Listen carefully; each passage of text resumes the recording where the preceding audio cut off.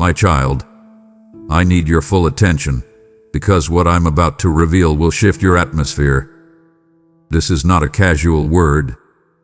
This is a divine disruption, a spiritual interruption tailor-made for you. I didn't call you here by accident. Heaven scheduled this moment. The surprise I've prepared is already moving toward you, and before this message ends, you will feel it press against your spirit like fire. So don't scroll. Don't glance. Don't miss your visitation. Watch with your whole heart. Stay until the final breath of this word, because I am not just speaking, I'm delivering. And when I do, it won't just bless you, it will redefine you. What I've hidden in this message is marked with your name, and if you leave early, you'll leave what was meant to arrive in your hands. This is your moment. Don't walk away. Open now. My beloved child, I say this not as a passing phrase, not as a gentle whisper, but as the thunderous truth of heaven's heart toward you. Stop everything. Pause your racing thoughts. Set aside the noise that surrounds your day. Lay down the list of things that seem so urgent, so pressing, so necessary, and listen. For what I am about to say cannot wait. It cannot compete with distraction. It refuses to be background noise. This is not another inspirational message to comfort your soul in passing. This is a divine interruption, heaven sent and spirit breathed, spoken directly into the fabric of your moment. I orchestrated this second. I calibrated it down to the breath.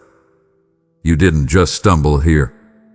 You were drawn, pulled by the cords of divine timing, because what has just entered your life carries the weight of eternity and the wonder of fulfillment. A collision has occurred, child, between what you hoped for and what I've held, between your longing and my delivery. I have aligned moments, moved obstacles, shifted timelines, and whispered to angels to step back, just so I could speak to you in this exact space. And here you are, finally still enough to receive what I have waited to say for far too long. You see, this moment has always been part of your story, even before you called it yours. I embedded it into the scrolls of time when I first thought of you. It's not reaction. It's revelation. It's not random. It's orchestrated. And child, this divine intersection we now stand in together, it is sacred. You didn't feel the winds shift, but I did. You didn't hear the gears in the heavens groaning, but I did. What just arrived in your life may feel subtle now, like a whisper brushing across the edge of your spirit. But soon, you'll see it for what it truly is, a thunderclap of divine strategy, disguised in stillness. I have not spoken lightly. I have not moved carelessly. What I've placed into this very breath is more than encouragement. It's a heavenly transaction. I am placing something into your spirit right now that no thief can steal, no time can erase, and no voice can invalidate. You're not just reading this. You're standing under an open heaven. And if you could see what I see, if your spirit could glimpse the movement just beyond the veil, you would fall to your knees not in fear, but in holy awe, because something divine has just collided with your timeline. Not yesterday, not tomorrow. Now, I know how full your life feels. I see the burdens you carry, not just in your arms, but deep in the chambers of your heart where no one else is invited. I watch as you try to keep everything from falling apart while quietly wondering if anyone sees how tired you are. But I see it, child. I feel it. And more than that, I have felt the exact second your heart began to ache for more. You didn't say it out loud. You couldn't. There weren't words that felt sacred enough. But I heard your silence. I heard the groan beneath your routine. I saw how you continued showing up even when you felt unseen, unknown, and uncertain. And that is why I'm telling you now, You're not invisible to me. You never were. The divine has not skipped over your house. In fact, I have stopped everything to enter it. My presence is not floating somewhere out there, detached and lofty. No, I have come close. I am here. And I come bearing a surprise crafted not by accident or obligation, but by holy intention. I have not given you a leftover miracle or a recycled breakthrough. I've designed something breathtakingly personal, something with your name stitched into the very fabric of its promise. And today this very date is being revealed. So breathe. Not the shallow breath of one rushing to survive, but the deep, soul-stretching inhale of someone who realizes they are finally safe in my presence. Let go of the fear that this is too good to be true. Release the grip of disbelief. I didn't come to tease you with hope. I came to deliver the very thing you stopped daring to ask for. This is the fulfillment you didn't know was en route. And it's not arriving someday. It's standing at the edge of your now. What just collided with your timeline is not just blessing. It's an unveiling. A divine announcement, echoing through realms seen and unseen. This one, yes, this one, is chosen, remembered, and appointed. I want you to understand that this is more than a sweet word to soothe you. It is a heavenly shift that will reframe your days, route your path, and realign your identity with what I've always spoken over you. So don't rush past this moment. Don't scroll past this breath. Sit in it. Let it saturate you. Because what I'm doing right now in your life is not a suggestion. It's a declaration. My beloved, your surprise is here. Open it. Now, my beloved child, lean in closer. Don't let these words float past you like soft echoes in the background of your life. This is not hype. I'm not here to entertain your hope or string you along with empty words that flicker and fade. I'm not part of the noise that clutters your day with temporary relief. I am the voice that cuts through chaos and delivers revelation. This is not just another promise passed down the line. This is heaven's headline. You are the story I've been writing, the miracle I've been preparing, the vessel I've been anointing. And now, this very second, the scrolls of glory are being opened, and your name is written across the top in gold that never fades. This isn't a general announcement for the crowd. This is specific, singular, sacred. This is my divine declaration echoing from eternity into your now. I have released something extraordinary for you. For too long, you've wondered if maybe the big things were for someone else. You celebrated others while suppressing your own desires, thinking perhaps your turn was postponed, or worse, passed over. But child, nothing in heaven is random. Nothing I do is delayed by forgetfulness. Everything I touch is precise, strategic, and pregnant with purpose. And what I've just released, it carries more than your request. It carries the weight of your obedience, the aroma of your tears, the sound of your whispered prayers, and the echo of your unwavering trust in the midst of hell's pressure. You didn't even know how sacred your persistence was. But I did. And now, that holy resilience has unlocked a vault you didn't even know existed, hidden not from you, but for you. This isn't fluff. This isn't a nice thought wrapped in spiritual packaging. This is a sacred transfer. I've dispatched angels with instructions no demon can intercept. I've assigned favor that no man can manipulate. I've loosed answers that bypass the opinions of gatekeepers and the delays of systems. Heaven doesn't run on bureaucracy. It runs on blood, my blood, and your faith has triggered a release signed in covenant ink. You didn't earn this through perfection. You received it through perseverance. When others performed, you stayed postured. When others demanded, you waited. And that posture of surrender has made you the recipient of this holy headline. The breaking news of heaven is not trending. It's transforming. And it's yours. Right now. So listen carefully. You must not treat this as ordinary. You must not dilute the gravity of what's arriving. This surprise is not just a gift. It is a gear shift.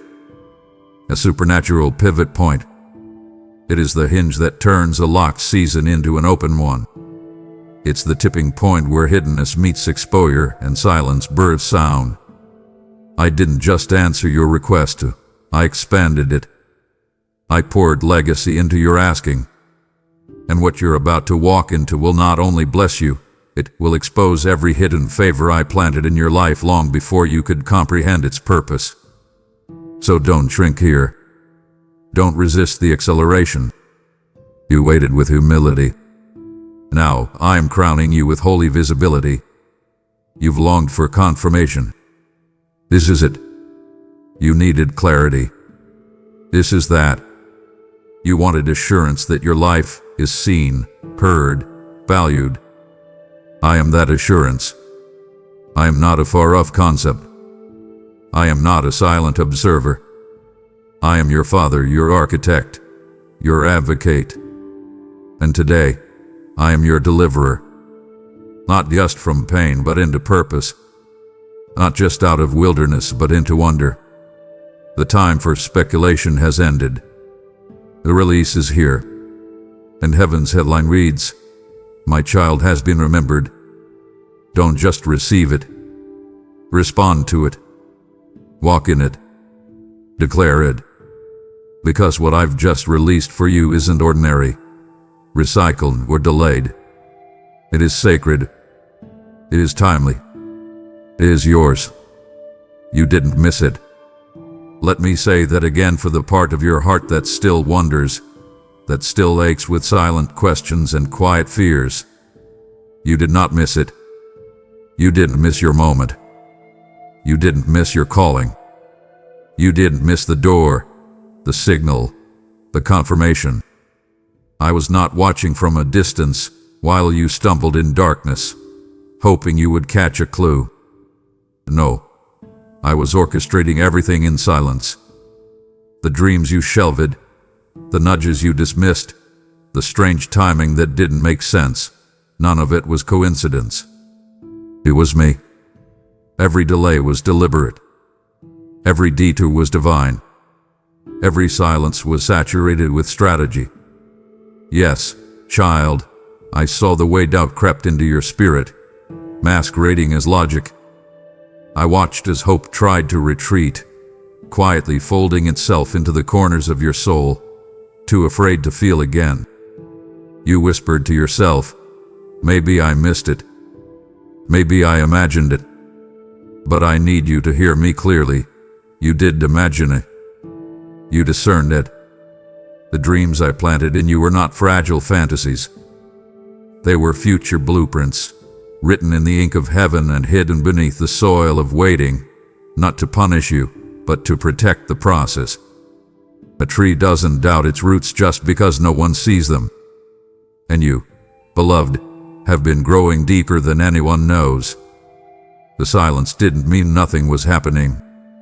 It meant I was building something beneath the surface that couldn't be touched prematurely. This surprise, this divine unveiling, is the fruit of the unseen. It is the manifestation of what I whispered in the midnight moments, when you stared at the ceiling with tear-soaked prayers and trembling hope. You didn't miss it. You were just being prepared for it. You needed the fire, the pruning, the proving. Because what I'm placing in your hands now is heavy with glory, and only matured hands can carry holy weight. The path wasn't meant to be painless. It was meant to be prophetic. And every scar, every side, every step, I saw it. I held it. And I wove it into the very fabric of this moment. And now, I need you to walk differently. Not with fear, but with faith. Not with hesitation, but with holy boldness. Because this is the unveiling. This is the awakening. This is the moment when the silence breaks and the sound of fulfillment rises. You were not late. You were right on time. Because I am the God who makes all things beautiful in their time. Not before, not after. In it. And child, your time is now. What I've been preparing in silence is about to speak louder than every lie the enemy ever whispered. And when it speaks, it will roar. My beloved child, I know what delay has felt like to you. It wrapped around your days like a fog, slow and heavy. It made minutes feel like months, and prayers like they evaporated into nothingness. You've asked yourself more than once, why is it taking so long? And though you smiled in faith for others, you often sat alone with silent tension in your chest, trying not to let disappointment drip into your hope. But hear me clearly now, with the fullness of my voice resounding in your soul. What you called delay was actually divine design. Every second I withheld, every door I didn't open, every route I didn't reveal, it was all part of a choreography written in the ink of omniscience. You saw stillness, but I saw sedum. You saw denial, but I was offering development. You thought I had paused your life, but I was perfecting the weight of the glory I was about to place in your hands. Yes, child, I let the weight stretch because I wasn't building something temporary. I was sculpting something eternal. I wasn't preparing a moment, I was preparing you. You wanted immediate relief, but I was preparing sustained revival. If I had answered you earlier, your hands wouldn't have been strong enough to carry what I'm about to give. You would have accepted something shallow, something quick, something that looked good on the outside but lacked substance in the spirit. I could not give you a shadow when I had substance coming. I could not give you a flicker when I had a flood. That's why the delay lasted. You were in punishment, it was protection. I delayed not to withhold, but to refine. I love you too much to let you walk into a breakthrough that would break you. So I held it, covered it, guarded it, and timed it. And now, the waiting, yes, that ache-filled waiting, has finally given birth. And what's arriving now, child, is something so unexpected, so detailed, so perfectly designed that even you wouldn't have known how to ask for it. You cried out for answers. I am delivering transformation. You hope for rescue. I am sending reformation. You wanted a door. I built a cathedral. This is the surprise you didn't even know how to pray for, the kind that comes when I, your father, dig deep into your destiny and pull out something not even your dreams dared to imagine. This surprise isn't random. It's resurrection. It is the unearthing of buried promises and the unveiling of glory forged in the fires of unseen faithfulness. I'm not just giving you what was delayed. I'm giving you what was divinely reserved. What was impossible is now inevitable. What was hidden is now holy. And what you thought would never come is now standing at your doorstep, wrapped in divine fingerprints. So let the past stretch of silence turn into your sanctuary of celebration. Let every moment you labeled wasted be rewritten as warfare that won your unveiling. The cries, the sighs, the seemingly small acts of continued obedience, they were not dismissed. They were documented. And I've now signed the release order.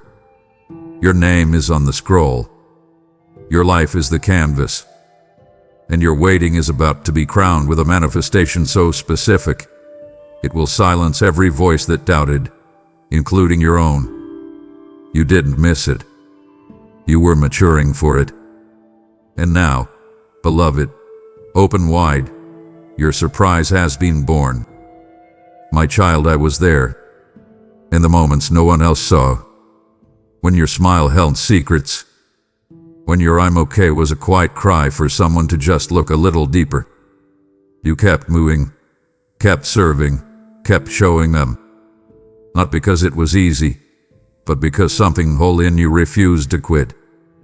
I saw how you held on through tears that blurred your vision, not just tears of pain, but tears of pressure, confusion, exhaustion. You weren't breaking down. You were pouring out. Each tear was an offering, not a weakness. They fell not into emptiness, but into my hands, hands that caught every drop and counted them not as sorrows, but as sacred seeds. What you whispered in those broken hours was louder in heaven than you'll ever know. And I listened. I leaned in. You weren't alone in those moments. I was the silence that sat beside you. I was the presence that wrapped around you when no words could. Yes, I saw the smile you wore when your soul felt unraveling. The kindness you gave when your own heart was bleeding. You didn't ask for a pause. You didn't wait for recognition. You just kept going. And that, child, that is why I am moving now. Because faith that survives without evidence is the faith that shakes heaven. You didn't stay because of signs. You stayed because of surrender. You stood not because you were fearless, but because you feared what life would be without me. And that, more than anything, is why you are about to be crowned with glory no eye has seen. I saw when you lifted your hands in worship with weights still pressing on your chest. I saw the messages you wrote for others while secretly needing one for yourself. I saw how you kept others' faith afloat while your own was sinking beneath the surface. But you didn't stop. You whispered when you had no voice. You hoped when you had no strength. You trusted when nothing made sense. And now I say to you, enough holding on just to survive. It's time to hold what I've promised. The season of silent faith is turning into a season of seen fulfillment. What I'm about to reveal will reflect the quiet strength you showed in the shadows. The reward won't just match the tears. It will multiply them into miracles. You carried others when you barely had breath for yourself. Now I am carrying you, not into relief but into revelation. You don't need to explain the pain you endured. I've felt every pulse of it. And I've crafted something weighty enough to validate what words could never capture. You will soon walk into rooms you only dreamed about while wiping your tears. And the very people who overlooked your ache will witness your anointing. Not because you sought vindication, but because I honor what was done in secret. So hear me, child. Your whisper was never too small. Your ache was never too hidden. Your loyalty was never unnoticed. I wrote songs from your sighs, poems from your persistence, and now, I am weaving your story into something only heaven could author. I am turning your echo into evidence, your pain into platform, your waiting into witness. What you survived didn't steal from you, it seeded you. And now, you will bloom with grace that cannot be explained, only encountered. Because I saw you when you were barely holding on. And now I will show you what it feels like when I hold you. My beloved child, do you remember those nights? The ones where it felt like the ground beneath you could split at any moment, and yet you chose to stand. Not because the storm was gentle, but because your spirit whispered a shaky yes to me even as the winds howled. I watched every one of those sacred seconds. I recorded them, not with cold data, but with the tears of a father who knows exactly how much each moment cost you. Every time you chose to trust me when logic demanded otherwise, every time you stayed when escape seemed easier, those were not just acts of faith. They were divine transactions. Seeds sown in the invisible soil of spiritual obedience. And child, those seeds did not disappear into silence. They germinated in glory. They matured in the mystery. And now, the harvest is here. You didn't see what was happening beneath the surface. I know that. You looked around and saw no change, no fruit, no signs. But I saw the roots growing deeper. I saw the soil trembling with preparation. I saw angels encamped around your decisions, decisions that looked foolish to others, but were holy in my eyes. You thought you were merely surviving, but you were sowing. Each step you took through foggy faith was a declaration in the spirit realm. I still believe. That belief, especially when it had no proof, shook the courts of heaven. You didn't panic, though panic tried to marry your mind. You didn't run, though the temptation to flee clawed at your ribs. You stayed. You knelt. You worshiped. And because of that, I declare over you now, harvest has come. And this is not a normal harvest. This is not a few blessings scattered to encourage you. No, this is a fulfilled, over the top, exceedingly and abundantly beyond kind of harvest. A recompense. A restoration. A holy response to your hidden labor. This harvest has heaven's fingerprints all over it. It carries the aroma of my timing, the weight of my presence, and the proof of my promise. And it will come in waves, not just one. In waves of wonder, in floods of favor, in outpourings that touch not just your life but everyone connected to you. You will not have room enough to contain what I am about to release. Not because I want to overwhelm you, but because I want to overflow through you. People will see what I pour out and say, only God could have done that. And they'll be right. Because the harvest you're stepping into is not man-made. It's God-authored, ever-ordained, Spirit-sent. So I need you to shift now. Shift from survival to resection. Shift from sowing to reaping. Lift your eyes. The fields are white.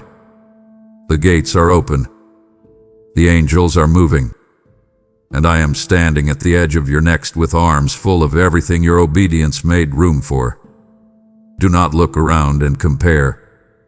This is your harvest, tailored to your tears, fitted to your faith, designed by the one who saw you trust in private and is now ready to honor you in public. The seasons of sowing in silence are now meeting the moment of shouting in celebration. The harvest is not coming. It is here. Welcome it. Ah, child, I know the lies you've been fighting. Those whispers that snuck into your spirit at your most vulnerable. The enemy, subtle, slick, and sinister, crept into your weariness with poison-tipped suggestions. You've been forgotten. Heaven has moved on. God's attention is elsewhere. I heard every lie. I saw every dart. And I saw how you resisted, barely, sometimes, but beautifully. You didn't always shout your faith, but you never stopped breathing it. And now, I will speak what silences every demonic suggestion. You were never forgotten. You have always been favored. And I will not whisper that truth. I will thunder it. I will proclaim it from the corners of heaven to the cracks in your heart. You are favored, child. Chosen. Caring. Governed. And not for a moment did I turn my face from you. You mistook my silence for distance. But silence in my kingdom is never a sign of absence. It is often the sound of strategy. When generals prepare to advance, they do not scream. They plan in silence. And I, your commander, was crafting a blueprint behind the curtain while you waited in the hallway of unknowing. I wasn't punishing you, I was protecting you. I wasn't ignoring you. I was insulating the promise until the fullness of time arrived. The enemy hoped you'd confuse quiet for quit. But you didn't. You stood in the silent spaces with trembling trust. And that posture, quiet, unshaken, unpublicized, that posture provoked my power to move in irreversible ways. Now watch. Watch what I do with a lie that tried to break you. Watch how I redeem the delay with demonstration. Favor doesn't always look like fanfare. It often looks like being hidden while everyone else is being celebrated. But that's not because I've overlooked you. It's because I was overshielding you. I couldn't let others touch what I was refining. I couldn't let premature exposure spoil your purpose. So I covered you in silence, not to starve you but to season you. And now, because the strategy is complete, I will shift the silence into sound. The kind of sound that reverberates with revelation. The kind of unveiling that shuts the mouths of every enemy and every internal voice that said you were too late, too broken, too forgotten. I am not just silencing the lie. I am replacing it with glory. Hear me clearly. The strategy is now complete. The silence has served its purpose. The lie has lost its hold. And my thunder is rolling over your life, announcing what you couldn't announce for yourself. You are favored. You were never forgotten. And what was whispered in hell will now be shouted in heaven. This one still believes. This one still stands. This one still belongs to me. So lift your head. Raise your expectations. Heaven has not moved on without you. Heaven has moved toward you. And the same God who protected you in silence is now promoting you in power. This isn't hype. This is holy. My beloved, let me break the lie once and for all. The lie that says you are unseen, passed over, too quiet to be noticed, too broken to be chosen. I saw it creeping in, that quiet torment that told you maybe I'm not that important after all. But child, you are not overlooked. You are not abandoned. You are not some forgotten figure fading into the background of heaven's priority list.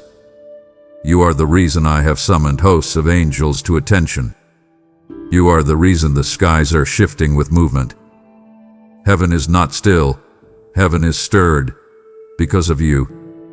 When you opened your heart even a crack, when you whispered your worn-out prayers into the darkness, all of heaven responded. Not because you shouted the loudest, but because you trusted the deepest. You see, I do not measure worth by public applause or visible accomplishments. I measure by surrender. And your surrender, in silence, has created sound waves in the spirit realm. You may not see the movement yet, but can you feel the difference in the atmosphere? That strange stirring, that holy discomfort pressing at your edges. That's me, beloved. That's heaven mobilizing. You are not just one of many. You are marked. You are chosen. You are carved into my hands and etched into the strategy of my unfolding glory.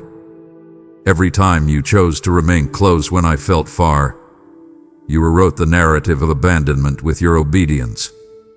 I haven't missed a single second. You were never outside my gaze.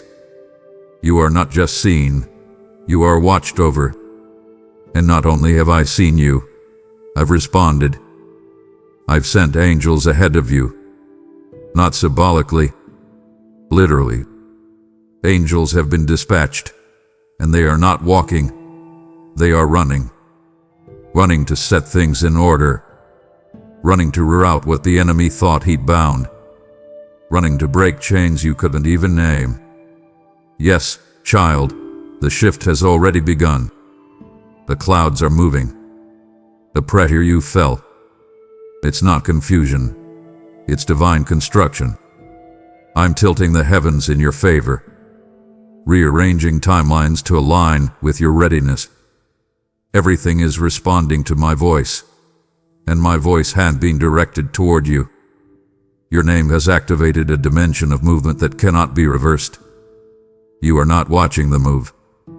You are the reason for the move. So breathe deep. Let the breath you're holding go. You are not alone. You are not forsaken. You are not invisible. You are the cause of divine commotion. And the story I am writing through you will not just confirm your value. It will correct every narrative that said otherwise. When others asked, "Where is your God?" I was leaning closer. And now, I will show them. Through your life. through your voice, through your anointing. They will see what I see, someone whose faith pulled the heavens into motion.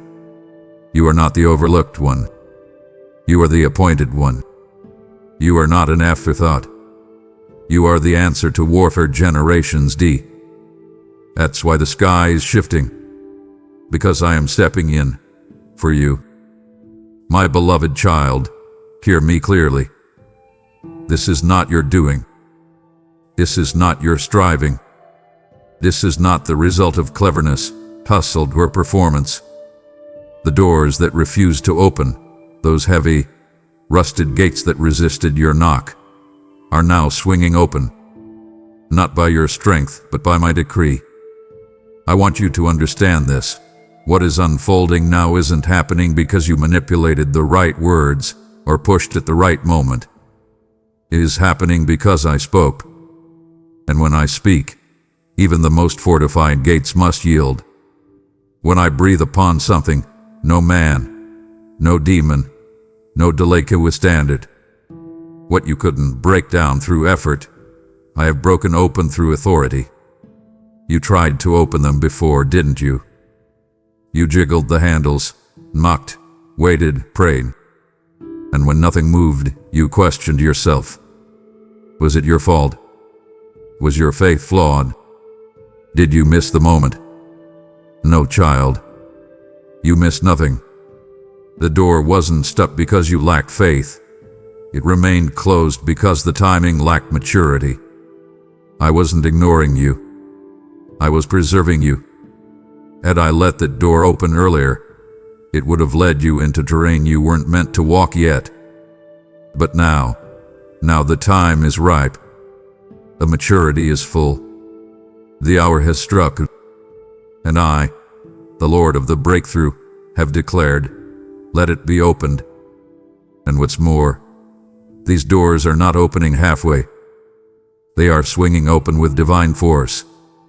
And not one of them will require you to beg, bargain, or boat a man to walk through.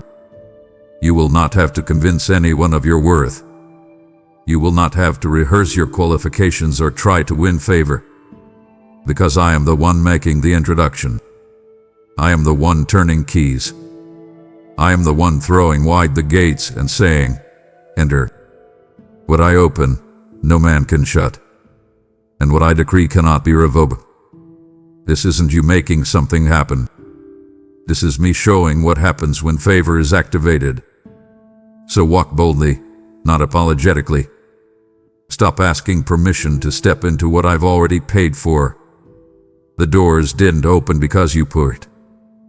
They opened because I spoke. And that means you don't need to justify your arrival. You only need to walk in it. These doors will not require striving. They will respond to your spirit's agreement with my timing. You've waited well, child.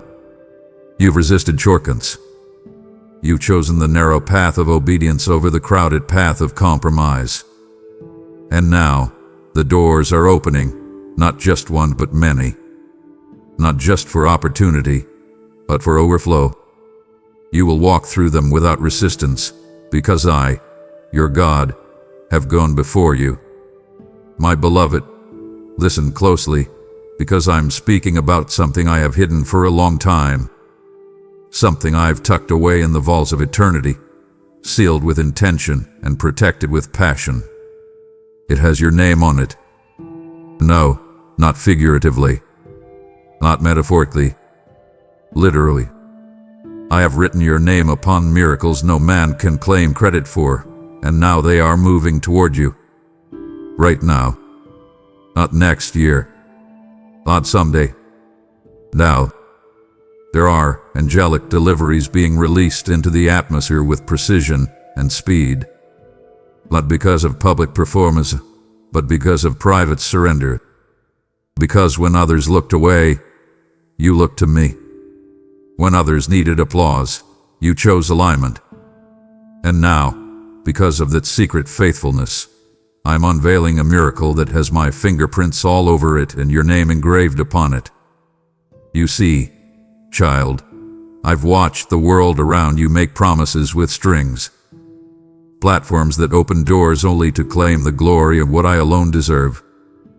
Opportunities wrapped in obligation. Help that comes with a price. But what I'm sending you now cannot be explained away by influence, nor attributed to connections. No one will be able to say, I made that happen for them. Because what I'm about to do for you will be unmistakably divine. It will bypass gatekeepers, silence doubters, and render even the most skeptical observers in awe. They'll ask, how did this happen? And the only answer will be, God. No hand but mine. No voice but mine. No plan but mine. I've been writing this breakthrough in a language only heaven speaks, the language of honor, timing, and mercy. And now, that language is being translated into manifestation. The miracle I'm releasing will not look like anything you've seen around you. It won't resemble the path others took or the route you once imagined. That's intentional. I crafted this in silence to protect it from sabotage. I covered it with obscurity to preserve it from pride. And I sealed it in heaven until your spirit was ready to receive it without compromise. And child, you're ready now. Ready to carry it. Ready to walk in it. Ready to steward the weight without letting it crush the intimacy. You didn't need a miracle to prove my love. But now I'm sending one to reveal my glory. Not as a payment, but as a prophetic unveiling. A reminder that I'm the God who still does wonders that no system can reproduce and no man can replicate. To watch closely. Watch how things begin to align. How doors open without a knock. How provision appears without prompting. How favor finds you when you weren't even looking for it. That's how you will know it's me. Because you will be able to say, with trembling joy, I couldn't have done this. I didn't orchestrate this. God did. That is the kind of miracle that's arriving now, totally untouchable, undeniable. Because when I put your name on something, no one else can steal it, stop it, or stand in its way. It's coming, child. It's here. And it has been worth every second of your wait. Come away for a moment, beloved. Come out from the noise that's been clouding your ears, the demands that have dulled your discernment. Quiet the chaos, still the striving. Because what I'm about to do, what I've already begun, does not enter your life with the sound of fanfare or the thunder of performance. It arrives in the stillness, in the sacred hush of a soul that finally dares to believe again. Not loudly, not publicly, but deeply. I've waited until now, until your heart softened beneath the pressure and your spirit leaned toward me with a tenderness that couldn't be fabricated. You didn't even know it was happening, did you? The slow loosening of doubt, the unexpected flicker of hope. That's me. It's my surprise arriving, unannounced, yet unmistakable. You were looking for fireworks, and instead I sent a flicker. A moment. A subtle knowing. Because true glory rarely streams. It settles. It soaks. It saturates slowly until your bones can carry what your emotions once couldn't hold. I've chosen this method on purpose. You've had enough noise. Enough voices. Enough pressure dressed as purpose. But this surprise I've sent, comes wrapped in wonder, not wrapped in rush. It doesn't demand attention, it commands awe. And it's designed to meet you in the secret chamber of your life, the place where you don't have to explain, defend, or earn anything. The surprise I'm delivering is relational, not transactional. Intimate, not industrial. It arrives not to impress but to imprint my presence, my nature, my love. And child, this is why I needed the stillness. Not to silence you, but to prepare you. Stillness is where you learn to breathe differently, where your faith was separated from performance, where your identity was untangled from applause. And now, in that quiet place, I come bearing the very thing you didn't think could find you anymore. Joy. Not momentary happiness. Joy. The kind that flows from a fountain too deep for circumstances to touch. The kind that speaks to the marrow of your being and says, I'm still here. I still see. I still choose you. The surprise I'm sending carries healing inside it. Not just of situations, but of belief. I'm restoring your ability to expect again. To lean in without fear. To receive without resistance. So don't miss it. Don't overlook the subtle just because it doesn't come with shouting. This moment matters. This stillness is saturated. I am in this silence with arms full of what you thought was too late, too impossible, too sacred to speak aloud anymore. And I'm not just handing you the gift, I'm handing you the grace to carry it. Let your heart receive without bracing for disappointment. Let your spirit lean in without armor. You don't need to protect yourself from me. I'm not here to hurt, I'm here to heal. And the surprise that's arrived in the stillness, it will speak volumes louder than any crowd ever could. You'll see, and you'll know, he came quietly, but he came completely. My precious child, I saw you when the trail went dark, when you stood at the edge of a season and looked ahead only to find nothing, no clarity, no map, no visible path forward. And still you walked. I saw your trembling steps, your questioning heart, your shaky prayers, and yet, you moved. You kept walking. You didn't understand what I was doing. You had no clue where it would lead. But you chose me over certainty. And child, that choice, right there, was everything. That obedience in obscurity, that worship in the wilderness, that movement without motivation, it moved me. Heaven recorded it. Angels stood in reverent silence. Because not many can worship without answers. Not many can walk without a path. What you did, you stayed aligned not because of what you saw, but because of who you believed I was. And that, beloved, was the posture that unlocked the miraculous. You could have sat down in despair. You could have said, until I see it, I will believe again. And I would have understood that. I would have loved you just the same. But you didn't stop. You didn't freeze in fear. Even with the silence of heaven pressing in around you, you found ways to keep your heart turned toward me. When others needed confirmation, you held onto covenant. When others waited for signs, you walked by spirit. Don't think I missed that. Don't you dare believe for one moment that it went unnoticed.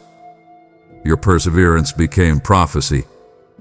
Every step you took, unsure, but surrendered, was an act of spiritual warfare that shattered chains in the unseen.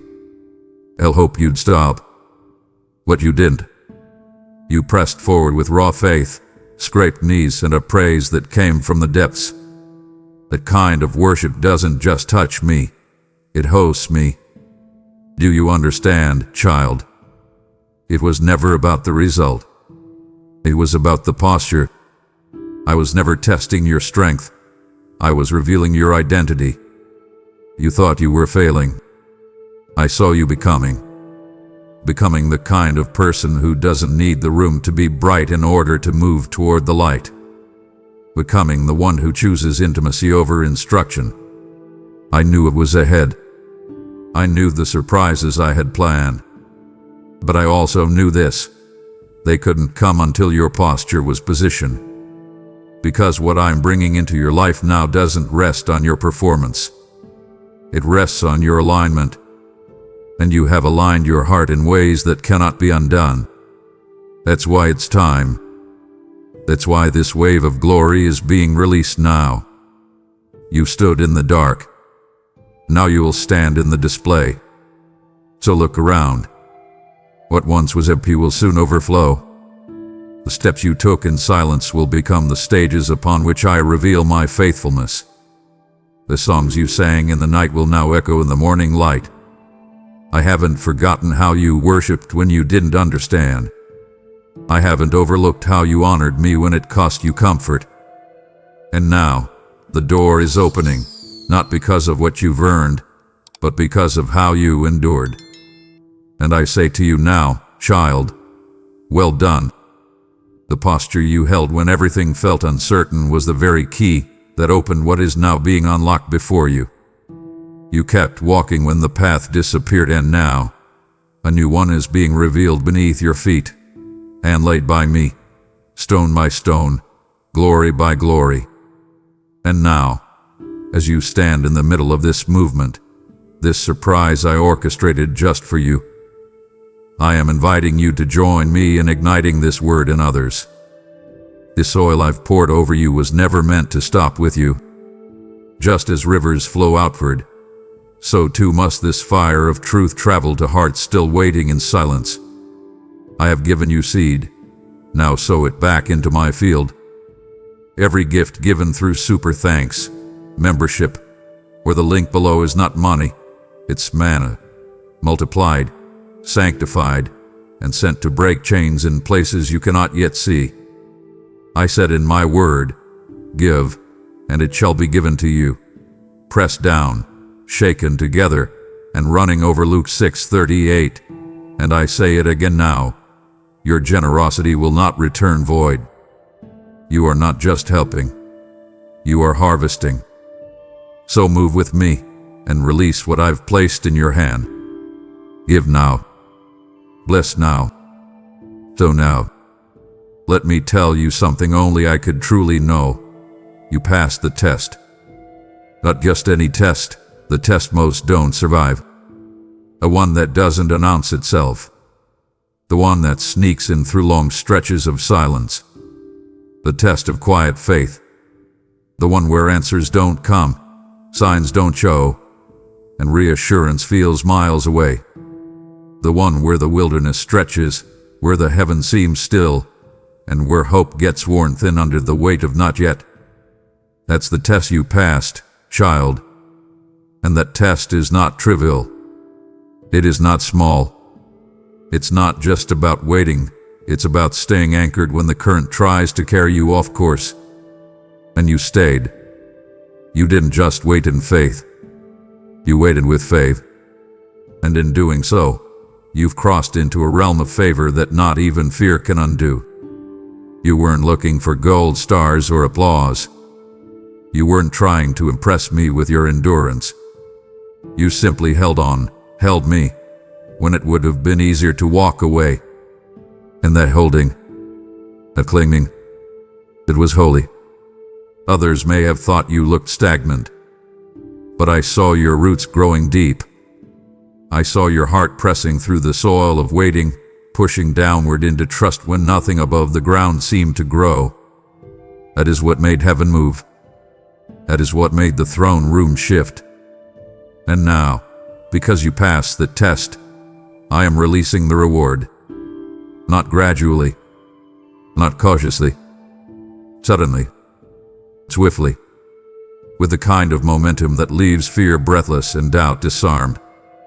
The reward is arriving faster than fear can even get a word in. Understand this. The enemy tried to convince you that the silence meant failure, that the delay meant disqualification. But what was actually happening with it, I was fortifying you for favor. I was shaping your internal world to match the weight of the external glory I was about to release. Because I love you too much to let favor crush you. And now, the foundation hath been laid. You don't need to strive to earn what's coming next. You only need to stand.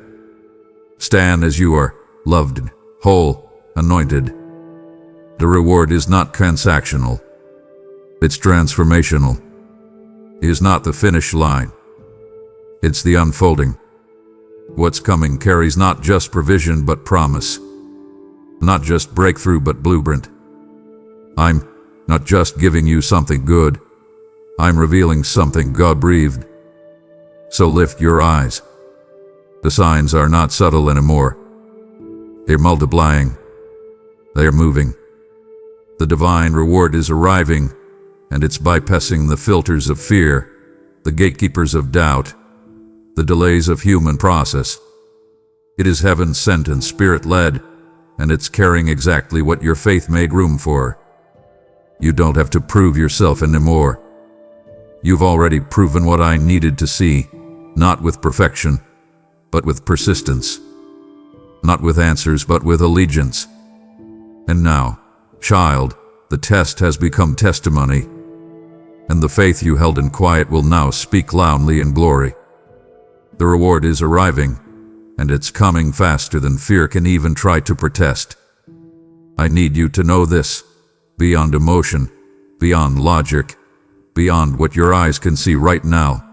You are not waiting on heaven. Heaven has been waiting on alignment. And now that the time is right, the realm of the supernatural has already responded. The angel assigned to your life, yes, your life, not someone else's, not a generic assignment, has not been idle. They have not been stalled. They have not forgotten the instructions I placed upon their wings. They have moved in perfect step with my command. While you were wondering if anything was happening, they were moving silently, strategically, carrying exactly what was promised. What you thought was denied was actually being delivered. Not late. Not lost. Lunch. You imagined that because the silence persisted, your provision had been intercepted. But I tell you this with holy authority, nothing that carries my seal can be stolen. No demon can override the assignment I've dispatched. No delay can deny what has been decreed by my throne. The provision you prayed for, the answer you wept over, the breakthrough you didn't even feel worthy of, it's en route. It's not a wish. It's not a vague hope. It's already in motion. You may not have seen the flash of wings or heard the sound of movement in the air, but in the spirit realm, the earth is groaning, angels are running, and what has been sealed for you is coming with accuracy, with fire, with finality. You didn't miss it. You didn't lose it. You didn't disqualify yourself from it. The angel that carries your next chapter didn't need your perfection, only your permission. And every time you whispered yes when life screamed no, you were giving me permission to continue moving on your behalf. Your surrender activated a kingdom process. Your endurance authorized the release. And now, what's coming is not a recycled miracle or a second-hand provision. It is custom-fit favor. It is provision designed specifically for your hands, your calling, your legacy. And it has been carried with care, surrounded by fire, protected from interference. The enemy has seen the movement in the spirit, and he's terrified, because he knows what's coming cannot be stopped. So prepare your heart, child. My groom. Expect the sound of divine delivery. Expect the weight of answered prayer to press against your reality. The angel assigned to your destiny is not coming. They have come. And they are not empty-handed. They carry keys, scrolls, of restoration, clarity, doors, dreams, and divine partnerships. What you once thought had been buried, they are now breathing life into. They come not as a symbol but as substance. And I, your God, am the one who sent them. Not because you beg, but because you belong. Not because you earned it, but because you endured. And now it's arriving. The answer didn't disappear. The angel didn't delay. They're here. They're near. And they carry more than you asked for. You prayed for blessing, and yes, I will bless. But what's coming is so much deeper than increase, so much greater than material relief or circumstantial ease. What's coming is a revelation of me. Not just what I can do, but who I am. Not just my power, but my proximity. Because this next wave will not only fulfill promises, it will reveal intimacy. It will show you how deeply entwined I've been in every chapter of your story. You're not about to receive something, you're about to encounter someone. Me, in a way you've never known before. This breakthrough is not just a gift, it is a glimpse into how I've been present, precise, and profoundly engaged in your journey even when you thought I was distant. Child, I didn't just watch your process, I walked it with you.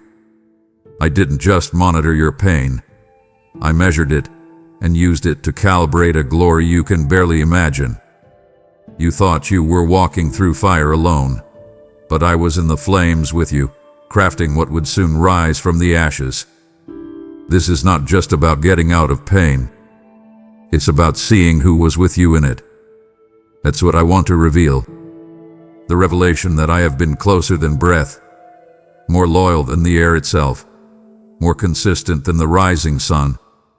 Every detail of what's coming will carry the fingerprint of my intentional love. You'll see it in the timing, and the connections, and the resources, and the healing. You'll see it and say, only God could have known I needed that. And you'll be right. Because I didn't just send a blessing, I send a message. And that message is, I see you. I know you. I've always been with you. And this revelation will not just comfort you, it will call you. Because once you encounter the intimacy of my involvement, you will never settle for shallow again. Your faith will grow not because of what I did, but because of how I did it.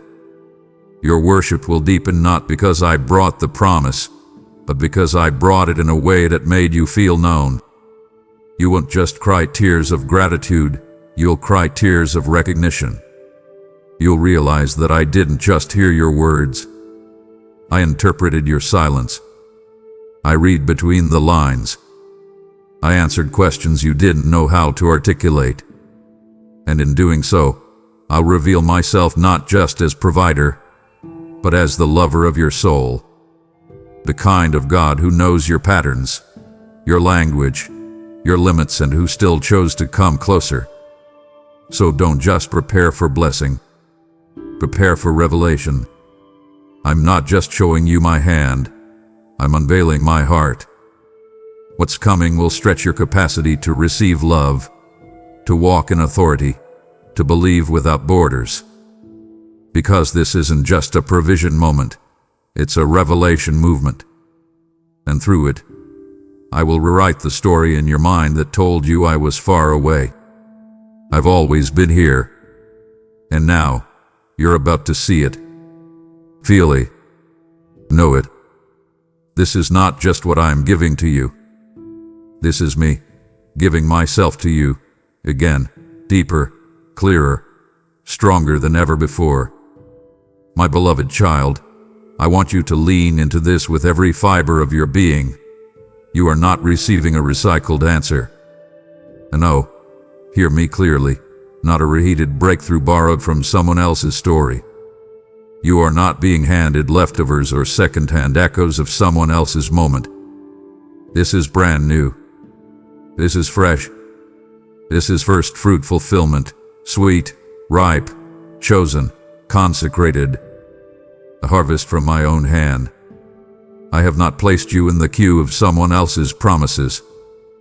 I have not given you a partial blessing. I've crafted something uniquely yours, something pressed with purpose, something born in love, sealed with my sovereignty. When others settle for what's already past, they lose the fragrance of divine timing. Not you. You are walking into something untouched by human ambition, unmarred by religious performance. I am not pulling an old idea off a shelf and presenting it to you with new words. I'm handing you what I brought forth at the beginning of your life, what I've secretly nurtured while you waited, while you worshipped, while you whispered. You might have thought your faith was incomplete. You might have believed your prayers had lost their urgency. but that with the enemy trying to make you afraid of your own quiet. Meanwhile, I was cultivating a miracle in your spirit, preparing a harvest that only your intimate faithfulness could qualify you to carry. This is not a fallback plan. This is not a consolation prize. This is my first fruit, meant to set the pattern for every gift, every breakthrough, every appointment yet to come. It's vibrant with intention, heavy with destiny. And when you say yes to receiving it, you'll taste more than relief. You'll taste revelation. You'll sense the sweetness of a promise made long ago, fulfilled with precision. You'll feel heaven lean in close to whisper, "I always saw you. I always intended this." No outsider will claim this moment. No spiritual broker can lay claim to this glory. He is not alone. It is imparted. So raise your hands, not in desperation, but in confidence. Receive this first fruit not as charity, but as covenant. Let your spirit say, "This is what my God planned for me before I ever dared to ask."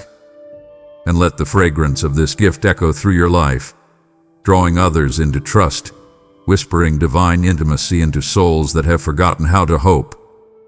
This is not recycled. It is revolutionary. It is not borrowed. It is bestowed. This is the beginning of everything I intended from the start. First fruit fulfillment from my own hand to you. My child, lean closer to my heart and listen to this promise with an open spirit. The very people who questioned your silence, they will now witness the sound of your promotion. They asked why you weren't speaking up. They whispered that nothing was happening. They believed your quietness was a sign of failure or forgetfulness. But they were not seeing the root. They did not know that your silence was a sanctuary, a place of kneeling, a clinic of intimacy.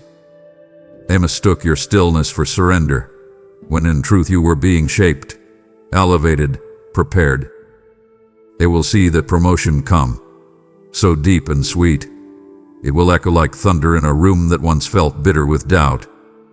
They may have stood with raised eyebrows and doubtful tones. Why so quiet? Where is the move? But now, your rise will not fit their logic. It will outshine their cynicism, and they won't be able to explain it, because it came from a realm they could not access. The sound of your promotion will look like an announcement. It will sound like revelation. It will be to graven versmont daughter's mouth of you. It will require faith to interpret. And when it unfolds, they will watch, unintentionally recording, unknowingly testifying that you were never invisible. You were chosen. Let them marvel, but don't let them define you. This isn't about proving them right or wrong. This is about walking into the fullness of who I made you to be, independent of external validation. The glory that's coming won't require footnotes or explanations. It will simply be so powerful, it will overshadow the whispers. So clear, it will outshine every doubt. They thought silence meant stagnation. But your silence was a womb. It was working. And your promotion is not a rise in status. It's a shift in identity. A realignment with the destiny I ordained in the secret moments no one saw but me. So stand tall, beloved. Keep walking in integrity, in honor, in worship, even when no one's applauding. What they will witness is not a comeback. It's a coming into yourself. And when it happens, they'll ask how. And the answer will echo from your heart, not your mouth. Because my God was with me all along. They won't be able to explain it, because it was never about their understanding. It was always about my strategy. Now watch. Your silence will be profaned by revelation. Your obedience rewarded in ways they never thought possible. Your promotion will echo into eternity, and they'll finally hear it, see it, and know that you were never silent, only sacred. Child, listen with your spirit wide open. I'm not just blessing you, I'm rewriting your story. I'm not merely improving your circumstances. I'm reversing the verdicts that were spoken over your life, some by others, some by the enemy, and some, in your darkest moments, by your own tongue. But I, the Lord, do not allow false verdicts to stand. I am your judge, your defender, your intercessor. And today I'm issuing a new ruling, cleared, crowned, and called. Where condemnation once stood tall, grace now rises taller. Where shame once stuck like tar to your soul, I'm pouring cleansing oil, fragrant with freedom. They called you inconsistent, unstable, not enough. Some even use your past to keep you imprisoned in fear. But I am erasing every counterfeit label that was never mine to begin with. You were never too broken. You were never a mistake. You were never what they said when they couldn't understand your calling. Those labels, lazy, fearful, unworthy, forgotten, they are being burned in the fire of my love. I am handing you new names: child, overcomer, anointed, pure, strategic, trusted, sent. These aren't motivational affirmations. They are spiritual identity scrolls, sealed in my presence, signed in my blood, and carved into the books of heaven. And what about what was stolen from you? The years the enemy devoured, the relationships that broke too early, the peace that slipped away in nights of silent pain. I have seen it all, and I have never been casual about your losses. No, beloved, I am a God of repayment, and I repay not only with justice, but with joy. I restore not to the original, but to the divine multiplied measure. You will not simply receive back what you lost. You will receive back what you were too hurt to even ask for. I will surprise you with restorations that do not fit your expectations. Some things you grieved are being returned to you in better form, and some things that never returned, I'm replacing with something you didn't know you had the right to dream of. So don't brace yourself anymore for disappointment. Don't wear old labels like armor. Don't walk like you're still under someone else's verdict. You're under mine now, and I say you are rising. I say you are radiant. I say the gavel of grace has hit the throne of judgment, and the sentence is abundantly restored, eternally chosen, irreversibly blessed. I am not negotiating with your past, I am rewriting it. And the ink I use doesn't smear. Walk in this reversal. Live in this new label. Stand in this restoration. For what was once broken now belongs to glory, and what once defined you no longer applies. You are mine, and I am restoring you, fully, forever, and with joy. Child of my heart, can I touch a place in you that's still sore? The place where you once dreamed with wild joy and fearless hope, until disappointment came and told you to be quiet, until time passed and told you it was too late, until people laughed or misunderstood or dismissed the vision I placed in your soul. I know you stopped talking about it. I know you folded that dream up like a fragile piece of paper and tucked it into a drawer deep inside, hoping that if you didn't touch it, it wouldn't hurt so much. But child, I never forgot it. I never stopped nurturing it. And now, through this surprise I'm sending, I am awakening what you buried. And not just as a memory, but as a miracle. This is not about reliving old pain. This is about revealing new promise. What you called fragile, I call holy. What you thought was too sensitive, I see as sacred. I was never disappointed in you for putting the dream away. I knew you needed to rest. I knew you needed healing. But I also knew that I would return, like I am now, to breathe on it again. And what's about to rise from that long silent place is not nostalgia, it's resurrection. Not a recycled hope, but a recommissioned assignment. What once lay dormant will now stand dancing. What you once tiptoed around, I will now turn into a highway of favor. You don't need to pretend you're confident. You just need to be willing. You don't need to know how it will happen. You only need to know that I will make it happen. The surprise I'm bringing into your life now will brush up against that place you thought you had closed for good.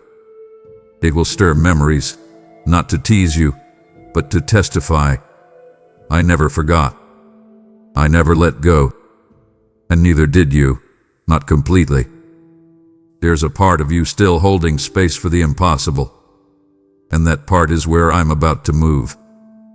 I am awakening the long-forgotten passion, the assignment you almost traded in, the divine blueprint with your spiritual DNA woven through it.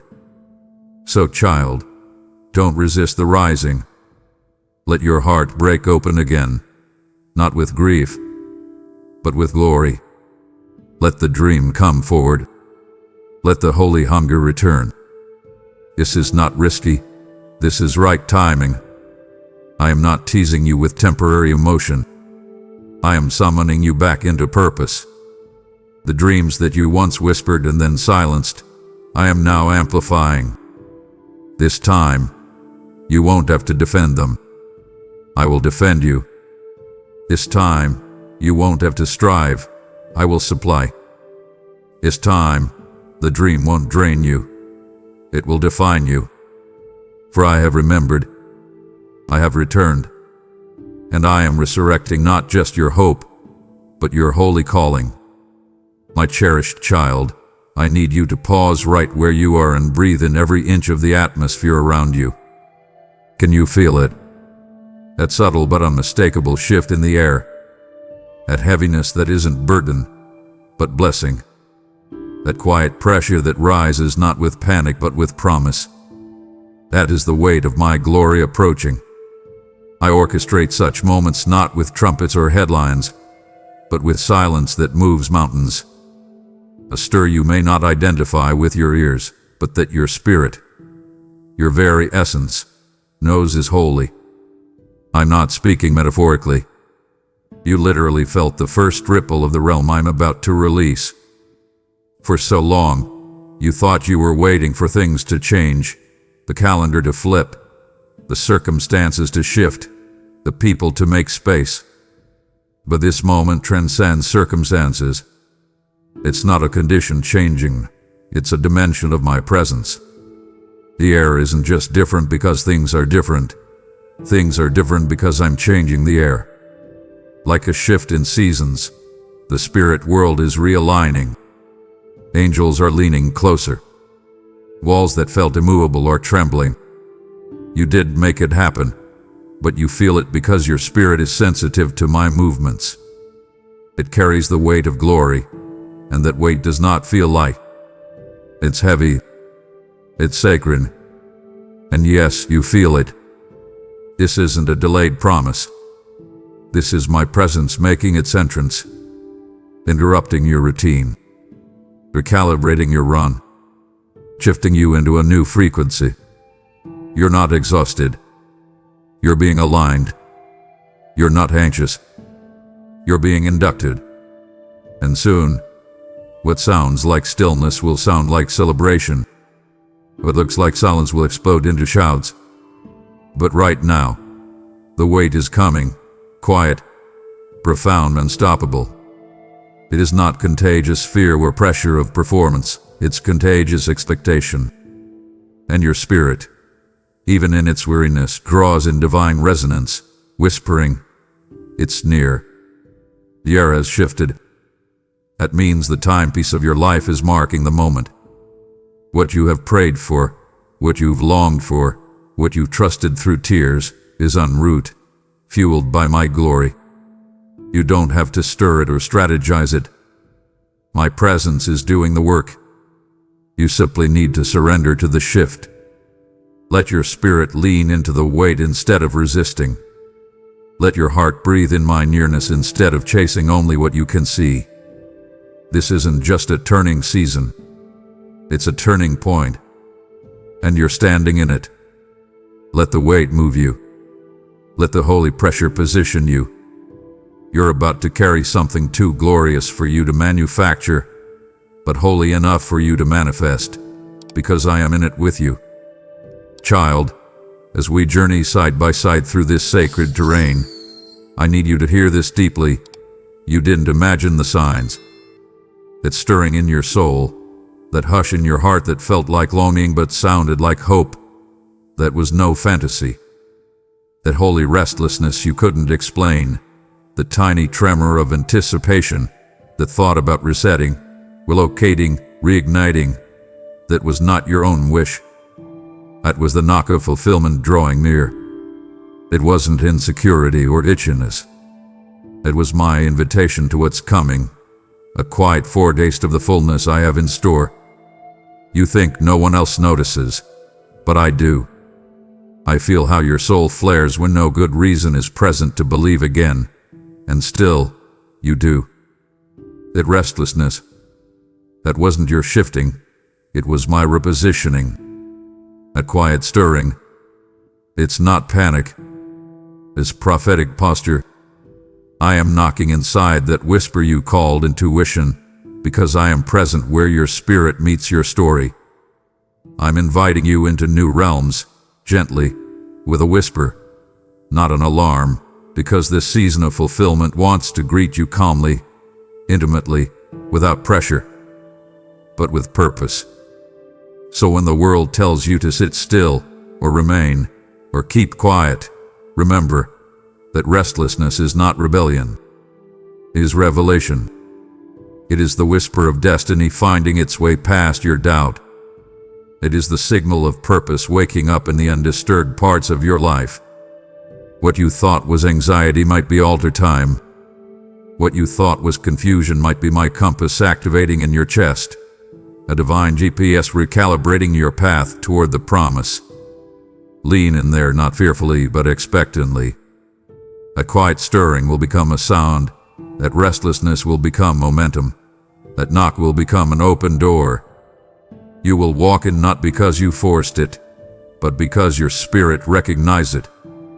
Because you learned the voice of my invitation, the whisper of my movement, the cadence of my calling. And when you step through, you won't think you've achieved something new. You will know you've aligned with something deeper, stronger, sweeter than you ever imagined. The signs weren't absent. They were softly present in spirit. And now I'm unlocking the threshold. You did not imagine the signs. You felt me move. And that with the beginning of your unfolding. Beloved, what I am doing in your life right now goes far beyond the shifting of a season or the flipping of a page. This isn't just a new chapter. This is a new book. A divine beginning. A reset at the root. A holy restart that doesn't require you to bleed through the pages of your past to earn the beauty of what comes next. I am not asking you to reread the old narrative or relive the pain that tried to claim you. I am not asking you to carry the ink of sorrow into this next place. I am asking you to receive this fresh scroll, sealed by my love, written not with trauma but with triumph, and to let me write it with you, word by word, breath by breath. Because here's what you've misunderstood. I don't need your history to justify your future. I don't need your suffering to authenticate your blessing. Yes, I use the pain. I walked with you through the pages that burn. I wept with you over the chapters that felt like betrayal. But I never said your next book had to be birthed in agony. I am not a cruel author. I am the author and finisher, the one who writes with redemption as his ink and glory as his language. And now, what I am offering you is not a continuation of what was. It is a divine divergence, an entirely new scroll, one that doesn't require footnotes of fear or citations of old failures, one that begins simply with this, and God began again with them. You will not have to perform for this story. You will not have to be perfect to receive it. You will not have to explain why you stopped believing, why you almost gave up, or why the last book ended the way it did. That is between me and you, and I hold no accusations in my hand, only invitation. An invitation to enter into something purer, softer, more beautiful than you've dared to envision. This is not a reward for surviving. It's a revelation of identity. You are not just someone who endured. You are someone I chose to entrust with a new era. And child, that new era doesn't need the old evidence. You don't need to relive the pain to reclaim your power. So breathe deeply. Close the old book with honor. Lay it at my feet, where it will be guarded, not erased, but sealed. And now, extend your hand. I am placing something weightless and wonderful into it. The first page of a new scroll. Blank, but burning with promise. I'm not rushing you into it. I'm walking with you inside of it. This book won't exhaust you. It will exhale through you. And the words we write together, they will drip with joy. They will resound with peace. They will redeem time. And the ones who read your story will know, this was not a sequel. This was a resurrection. You just heard me say it. I'm not giving you a new chapter. I'm giving you a whole new book. And now I invite you to become a scribe of heaven, not just receiving, but releasing this word so it reaches others who are waiting at the door of breakthrough. Your support is not just helpful, it's holy. Every super thanks, membership, or gift given through the link in the description becomes like fresh oil on the altar, fueling the lamps of those whose hope has dimmed. Malachi 3:10 is alive in this moment. Bring the full tithe and see if I will not open the windows of heaven. Child, I'm ready to pour it out. Not just over you, but through you. Through your obedience, through your giving, through your yes. This is sacred ground. Give now, and let your obedience open doors in lives across the earth. My child, the door you once tiptoed around, the one you stared at in silence, questioning if it was ever meant for you, that door is now wide open. It no longer hides behind delay or intimidation. It no longer creaks with uncertainty or swings with conditions. It stands tall, unmoved by fear, untouched by rejection. And it is open not because of your striving, but because of my sovereignty. I opened it. I declared it. I decreed it. And now, I am calling you to walk through it, not with apology, but with authority. I don't want to see you shrinking back. I don't want to see you rehearsing your insecurities like a script. This is not a time to justify your worth. This is a time to embody it. I know what held you back before. The inner questions that gnawed at your courage. What if I'm not ready? What if I'm not wanted? What if I fail again? But I need you to understand something now, and hear me in this. The opening of this door is not based on your perfection. It's based on my preparation. And I prepared this moment with such care, such timing, such detail, that nothing, and I mean nothing, can stand between you and what I've placed beyond that threshold. You feared this door because you thought it required credentials. But child, you are the credential. You are the one I chose to carry this glory. And if you could see how the angels have stood guard over this threshold, you would not hesitate another moment. This door leads not just to opportunity, but to ownership. This is not about barely getting in or hoping to be seen. This is about becoming. The moment your feet cross that line, something in you will shift. The mantle that has hovered over your life will settle on your shoulders. The anointing you felt brush against you in worship will wrap around you like a robe. The dreams that once danced on the edge of your imagination will suddenly feel tangible, real, reachable. Why? Because you dared to move in faith instead of fear. You dared to walk into what I have already paid for. This is not intrusion. This is inheritance. So don't apologize for what I've opened.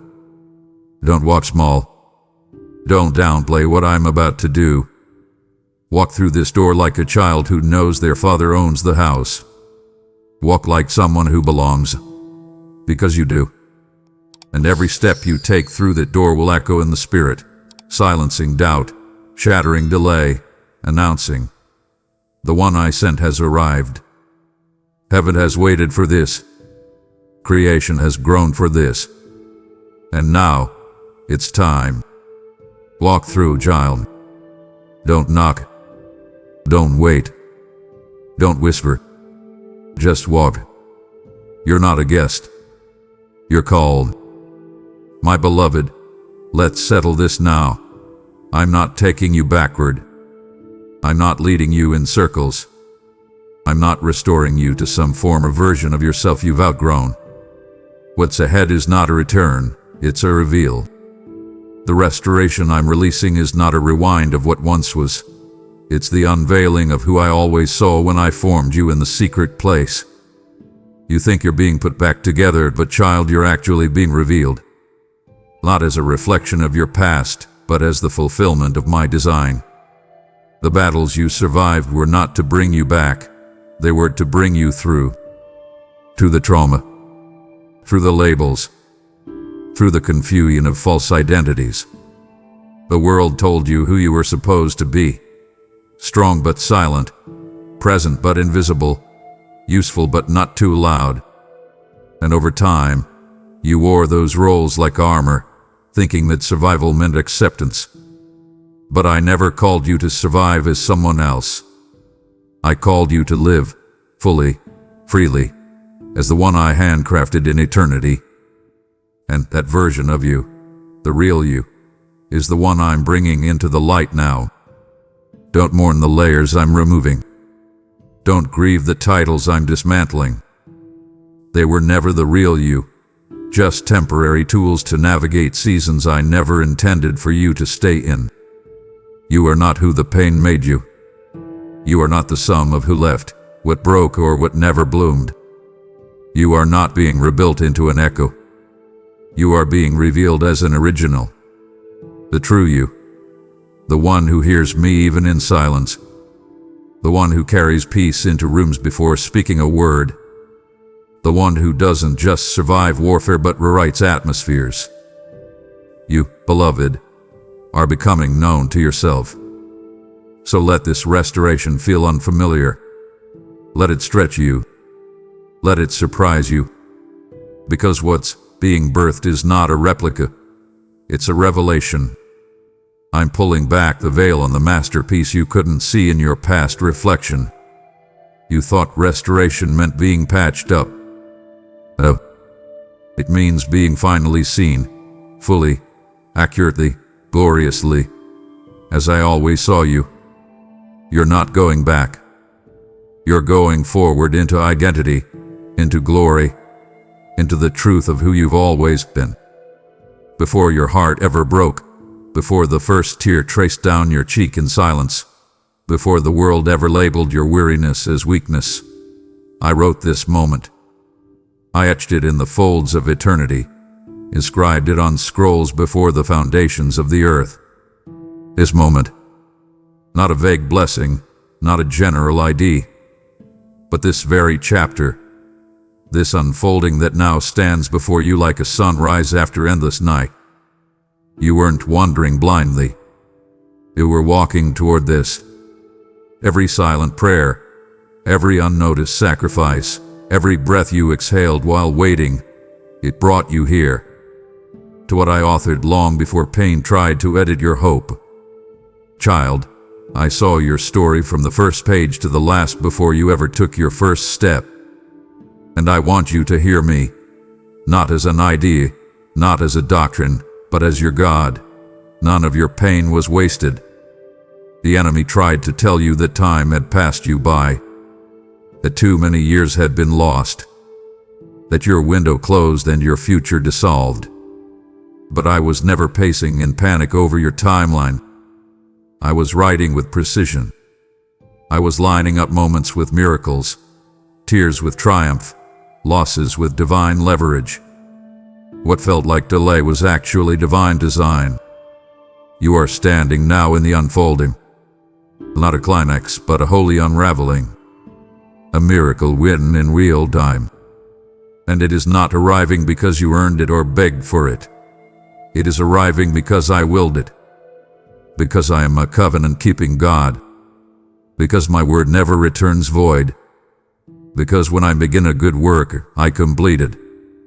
Not halfway, not partially, but gloriously. Line by line, I am restoring what you thought had expired. Miracle by miracle, I am weaving beauty through the backdrop of what once felt broken beyond repair. So let go of the pressure to predict what happens next. You are not the author. You are the living epistle. And what I am writing now through you will speak louder than any testimony you've given before. A chapter that's unfolding will not whisper redemption. It will roar it. The miracle won't just bless you. It will define you. Because I wrote this for you, child. And I am not just writing a good ending. I'm writing a holy one. Line by line. Miracle by miracle. With your name in every sentence. I need to stop you right here. Look at me. Really, pause everything else and lean in. Do not downplay this. Do not shrink this down to coincidence. Do not call what is divinely orchestrated a nice moment or maybe something good. That's not humility. That's hesitation. That's fear dressed in false modesty. And I love you too much to let you diminish what I am elevating. This is not just a positive turn of events. This is not luck. This is not chance. This is the divine arrival of destiny. You walked through too much to treat this moment casually. This breakthrough isn't random. It's been pulsing toward you for years.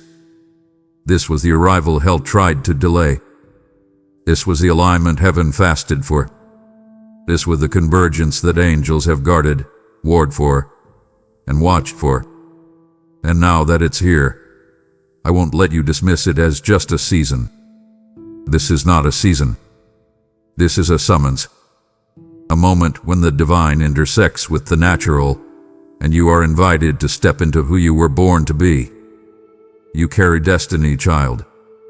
That's why the warfare has been so strategic. The enemy never fought your past. He fought your potential. He wasn't afraid of what you've done. He was terrified of what you were born to become. But now, the fear is on him. Because you're no longer ignoring the signs. You're feeling the shift. And you're starting to believe, really believe, that you were born for more than survival. You were born for legacy. And legacy begins when you stop downplaying glory and start walking in it. So say it with your heart. This is my moment of divine arrival. This is my crossing over. Let your soul rise. Let the tears come. Let the glory feel uncomfortable at first. That's normal. But don't minimize what's happening to make others comfortable. You're not crazy. You're not dreaming. This isn't hype. This is heaven's handoff. I've opened the sky. I've moved the mountains. I've cleared the path. And now you move, child. Don't apologize for this destiny. Announce it. Because what's happening now is not just good, it is God. My beloved, come close. Let these words settle in your heart like a healing balm from my throne. I am reversing the verdicts. Every false accusation spoken over you in hidden rooms, every whispered judgment that replayed in your mind, making you think you were unworthy, unchosen, too broken. I am reversing that entire courtroom. The gavel that rang with condemnation is falling silent. I am not simply offering forgiveness. I am delivering decree. You are pronounced cleared, chosen, and beloved. Heaven resounds with the verdict. not guilty, restored, glorified. I'm also rewriting the labels. Those labels that stuck to you because they were easier for the world to assign: an outcast, a second best, a mistake, too much, or not enough. I am discrediting them. I am tearing them off like ragged coats and replacing them with names written in glory: overcomer, beloved, chosen vessel, anointed for this hour. These new titles don't come from hype or hollow affirmation. They are seal-stamped by my spirit, infused with your destiny, and confirmed by eternity. And yes, I am restoring what was stolen. Don't misunderstand. I'm not patching up fragments. I'm restoring abundantly. The years lost to heartbreak, the dreams buried under the weight of fear, the connections severed by betrayal, these are now being returned with interest. What the enemy stole does not fit in one hand anymore. I'm handing it back to you multiplied, tailored for your season, and protected by my presence. But I don't stop there. I am replacing what was lost with something better. Where emptiness once echoed, I'm planting fullness. Where loss whispered sorrow, I'm installing joy. And where war once ravaged your peace, I'm birthing your peace carriers, a new army of love, purpose, and promise. So stand firm, beloved. You're not the same person who needed restoration. You're becoming who I've always intended. The verdicts have fallen. The labels are being rewritten. The replacements are arriving. So stay expectant, stay anchored, and do not let pride deny the exchange my grace has made. You are being gloriously realigned. The restoration is holy, the rewriting is divine, and the replacement is irrevocably yours. Beloved, listen to this now as if it's the words your soul has been waiting to hear. What I'm about to pour into your life will make up for every sleepless night. Those nights you lay awake wondering if tomorrow would ever look different. I saw every tear that glistened in the dark, every sigh that weighed on your chest. I'm not giving you empty relief. I'm pouring compensation. Not just healing for exhaustion, but a renewal of strength that empowers. Every weary moment will find its reward in divine energy, drawn from the well of my presence, made new in your bones. It will also make up for every silent ache you endured, when pain couldn't speak, when grief sat without words, when hope was too timid to breathe out loud. I'm pouring divine empathy into your soul, a soothing that speaks to the deepest chambers, whispering, I felt it. I was present there. I am redeeming even the places that ache is familiar with. That ache is not ignored, it's transfigured in my presence. It's reimagined as holy depth from which you will now steward others into grace. And beloved, this outpouring will make up for every lonely prayer, the ones you whispered at 2 a.m. when it felt like heaven itself was silent. I heard them. I honored them. And now I'm pouring answer, not to perform another miracle, but to confirm my constancy. Its fulfillment is not delayed anymore. It will arrive, not because of your eloquence, but because of my eternity. Every prayer you thought went unanswered, every groan that felt unseen, they are being redeemed with my presence. And that presence is not just a shadow. It's a saturating, soothing, soul-enfolding reality. So incline your spirit. Let your heart open wide to receive. What I'm pouring is not fleeting. It's flood-level grace. Not just temporary comfort, but lasting reassurance laced with destiny. Those nights, aches, and prayers, they will not disappear from your memory, and they don't need to. Instead, they will become altar stones, markers where my mercy met you. And now, my mercy is overtaking your future. Let my pour be your pivot. Let my presence be your promotion. Let my purpose be your compensation. Beloved, come close. Let my words fall into your spirit like gentle rain after parched years. I am reversing the verdicts. The lies spoken over you, perhaps by others, perhaps by your own self, are being overturned. When the enemy dragged you into a courtroom of shame, I stood firm in my courtroom of redemption. Every time you believed you were too broken, too far gone, too late, I want you to know, I am overturning mid-sentence. Your verdict has changed. You're not just forgiven, you're cleared. Not just restored, you're exalted. This isn't mercy, it's justice engineered in grace. Listen, child, I also am rewriting the labels. You carried the weight of names that didn't belong to you. Names like forgotten, failed, flawed. But I am snipping each thread, transforming each title into fuel for your destiny. You are not a mistake. You are my masterpiece. You are not a failure. You are my triumph. I am writing new names over your spirit. Beloved, chosen, ambassador, heir. These are not motivational slogans. They are spiritual imprints, branded by my spirit, authenticating who I made you to be. And there is more. I'm restoring what was stolen and replacing what was lost. Let me say that again. I'm restoring what was stolen. I am not patching broken pieces. I'm handing you back miracles multiplied. Your tears, your nights, the love you thought drained. These are being redeemed with abundance. But I'm not stopping there. I'm replacing what was lost with something far greater than before. It's a divine multiplication, a restoration too deep for shame, too wide for sorrow. Where pain once defined you, my joy now establishes you. Where loss once had to seek, my fullness now dwells. This is not just repair, it's resurrection. So stand tall, beloved. Don't shrink back under old verdicts. Don't carry labels that weigh down your destiny. You are not a project. I'm not fixing broken items. I'm revealing a creation. The one I made in eternity. The one I carried through midnight prayers. The one I designed for purpose. The verdict has changed. The labels have been rewritten. Restoration is here, and replacement is underway. This is not subtle.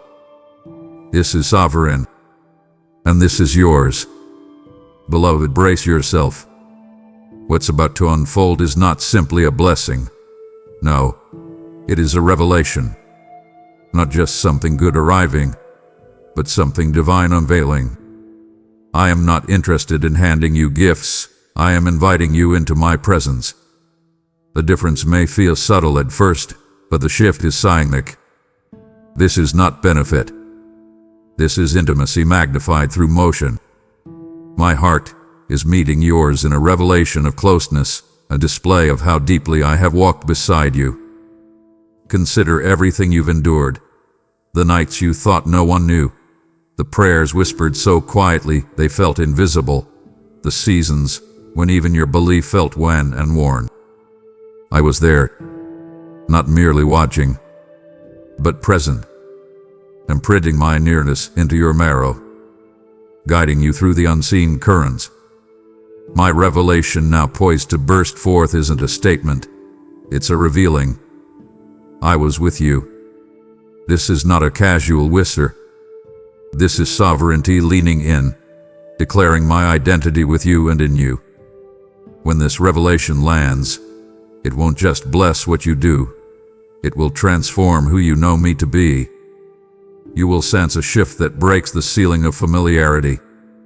You won't just rejoice over what I give. You will marvel over how I gave it. You'll recognize not just my provision, but my presence. That provision was a paintbrush. This revelation is the portrait of who I've always been in your life. And when you see that, everything changes, not because of what you get, but because of who holds you. So do not stand distant, beloved. Lean in. This is not about platforms. performance, or presence. It's about relationship. This moment is not for applause, it's for I. I don't want to be your deliverer only. I want to be your deepest delight. And what's coming is meant to confirm not just my power, but my closeness. I am not just here to bless your steps. I am here to reveal my heart to your soul. And that, child, is not temporary. That is everlasting. Child, listen closely. This time will not be like the last. You will not have to strive. You will not have to beg. You will not have to exhaust yourself chasing something that always felt just out of reach. This time it will come to you. Not because you've given up, but because you surrendered. Not because you're passive, but because you've postured your spirit in trust. And now, I am sending what I reserved for this hour. And when it arrives, it will not be confused, misaligned, or incomplete. It will recognize you. You see, every time you chased what wasn't designed for you, your spirit grew tired. You wore armor that didn't fit. You spoke words that weren't your language. You tried to blend into rooms I never intended you to enter. And I wept, not in anger but with longing, because I never created you to chase. I created you to receive. I designed a rhythm for you, not of frenzy, but of divine flow. And now, you're stepping into it. Now, you're moving with me, not ahead, not behind. You're walking in step with my voice. And because of that, what is assigned to you will locate you. It will find you at the right moment, with the right spirit, in the right frame. And when it comes, it will question your readiness. It will respond to your preparation. It will look at you and know, this is the one. The promise will recognize the posture. The blessing will recognize the brokenness that produced strength. The door will recognize your knock, not because you forced it, but because you waited well. You didn't compromise. You didn't counterfeit the moment. You remained faithful to the rhythm I taught you in silence. And now, silence becomes sound. Hiddenness becomes visibility. Hope becomes harvest. And everything you thought had passed you by returns, divinely timed, divinely marked, divinely yours. So rest in this, child. The rhythm has changed. You're not chasing anymore. You're attracting. You're not proving. You're positioned. And what's coming, what I'm sending, will not need convincing. It will feel like home. Because it's been designed for you. And because you finally let me be your timing, my timing has become your release. Beloved, you've made it to a divine moment. And I need you to understand, this is not just the end of a journey. This is the crowning of it. When I said I would finish what I began in you, I didn't mean a quiet closing. I meant a glorious coronation. You've endured the crushing, the pressing, the pruning, and now I place something sacred on your life. A crown. Not of performance, not of pride, but of promise fulfilled. This is your divine finale, not in the sense of something concluding, but in the sense of something culminating. Like the final note of a symphony played in perfect key. Everything you walked through was part of the arrangement. The suffering, the silence, the waiting, it was all tuned to bring about this moment. And now, with all of heaven as witness, I am declaring over you, well done. You trusted me. You stayed. You kept showing up. Now receive the crown. This crown doesn't come with applause. It comes with authority. You are stepping into spiritual royalty, not to rule others, but to reign in your purpose, to walk in the fulfillment of everything I've poured into you. But hear me, this finale is also your beginning, because what I'm crowning, I'm commissioning. I'm not just honoring you, I'm activating you. You've come through the fire, not scorched, but refined. And now you carry something the world needs. Your voice will carry weight. Your footsteps will mark territory. Your presence will shift rooms, not because of you, but because of me and you. This is the divine paradox. The end is the entrance. The finale is the launch pad. And where you thought it would stop, it's only beginning. So rise now, crowned child of mine. Carry your crown with humility, wear it with conviction, and know this. This is not the end of your story. It's the proof that I never left you. It's the declaration that what I start, I finish. And what I finish, I glorify. Now go forth, not with fear, but with fire. Not with hesitation, but with holiness. You are crowned. You are called. And this beginning is more radiant than you've ever dreamed. You've just been crowned. You've just been commissioned. And now, I call you to carry this fire forward. What I've deposited in you was never meant to sit still. It was meant to move, to multiply.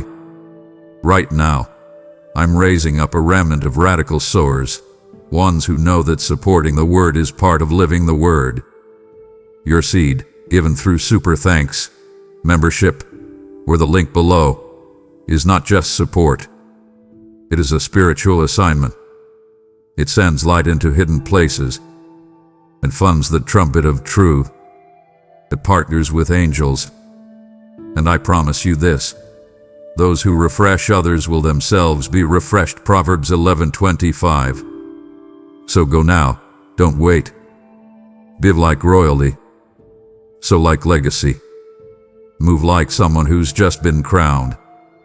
Beloved, if your spirit bears witness that this message was divinely timed for you, then do not walk away silently. I want you to declare it in the comments right now. My surprise has arrived. Heaven has delivered it. Let your voice become a living agreement with what I've spoken. When you speak it, you seal it. When you write it, you war for it. This is not just a video. This is a divine announcement with your name on it. So comment boldly and let the atmosphere know the surprise is here, and I am ready to receive it. And as you declare the truth, come closer. My child, listen to my voice. Let the noise of your world fade away for just this moment and hear me. I am the Alpha and the Omega, the beginning and the end of all things, including the seasons of your life. And I am speaking this directly to your heart, with all the authority of heaven behind my words. The season of your prolonged waiting, that long, exhausting stretch of road where you saw no change on the horizon, has now concluded. It is over. That feeling you carry deep in your bones, the weariness of holding on, of hoping for a breakthrough that never seemed to come, you can lay it down. A constant ache of asking, how much longer? Ends today. This is the turning point you have been praying for. I know you have wondered if I hear you. In the dead of night, when your pillow has been soaked with silent tears, you have questioned if your words ever reach me. You have felt that knot in your stomach at your job, wondering if you've been overlooked again. You have felt the unspoken tensions in your family, praying for a peace that feels impossible. Let me tell you what happens to those prayers. Every whispered plea in your car, every desperate cry when no one was watching, every heartbroken petition, not a single one has been lost. They have been rising, gathering before my throne as a sweet and precious aroma. And now, my beloved, the answer you have waited for is not just coming, it is being released. I'm opening the floodgates, and the blessing that has been accumulating is now pouring down upon you. Look back for a moment.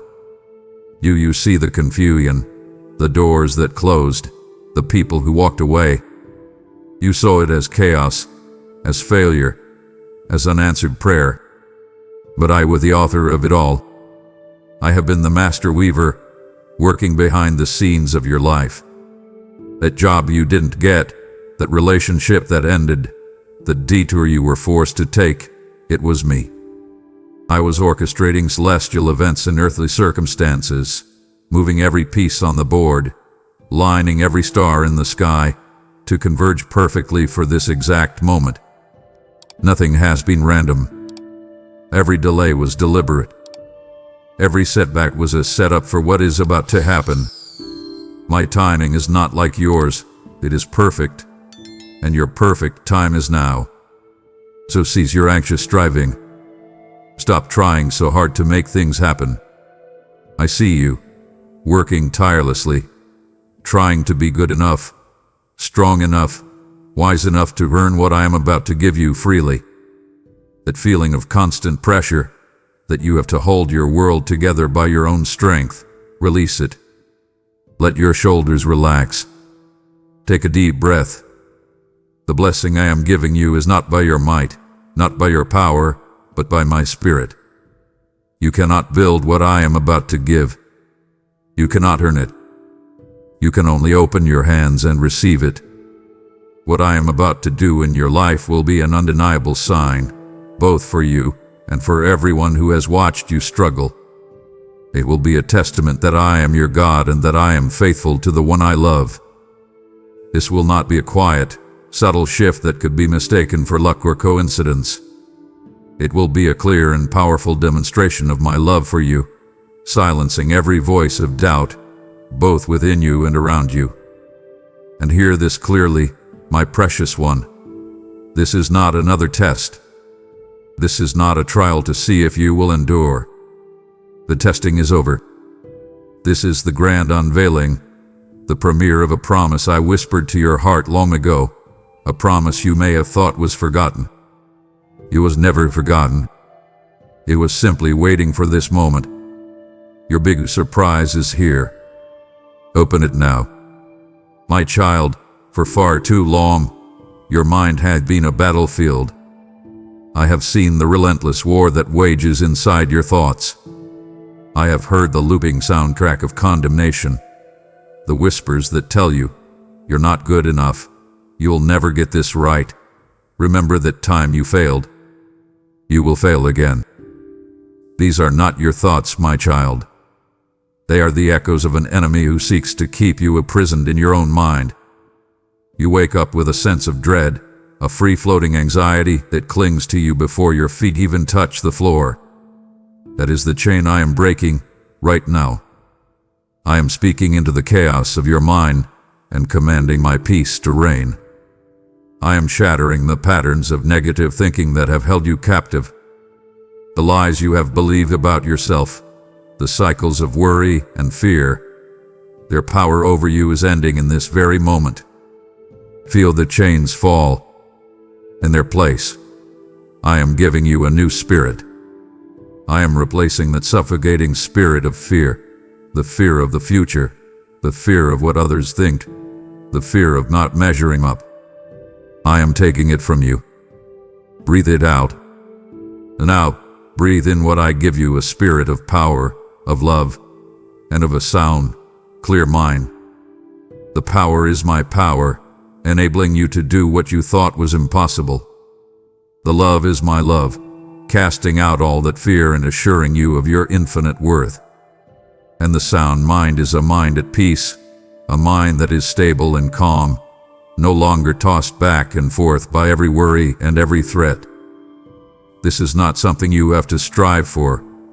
It is a gift I am placing within you. Your mind will no longer be a war zone. It will become a sanctuary for my presence. With this new mind, you will finally begin to see yourself as I have always seen you. When you look at your reflection, you see your flaws, your mistakes, your shortcomings. You see the sum of your past failures. But I am handing you a new mirror, my mirror. And when you look into it, you will see a reflection of my Son. You will see someone who is righteous, not by their own works, but because you are clothed in His perfection. You will see someone who is whole, not broken.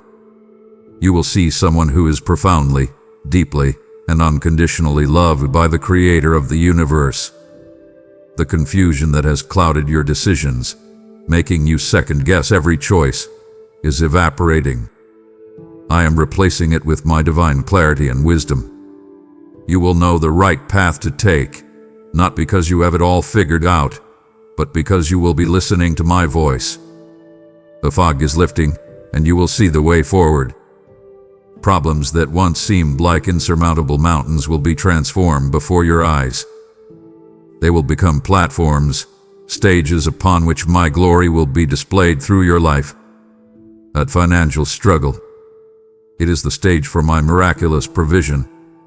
A difficult relationship, it is the stage for my supernatural grace to flow through you. Your mind is no longer the enemy's playground. It is my garden. Walk with me there. My beloved, I want you to prepare yourself for a shift in how the world responds to you. You have been pushing against doors that were never meant for you, exhausting yourself trying to force a way forward. Hear me now. I am the divine doorkeeper, and I am closing, permanently, the doors of distraction that have wasted your time and drained your energy. At the same time, I am swinging open doors of opportunity so wide that no man, no devil, no circumstance can ever shut them.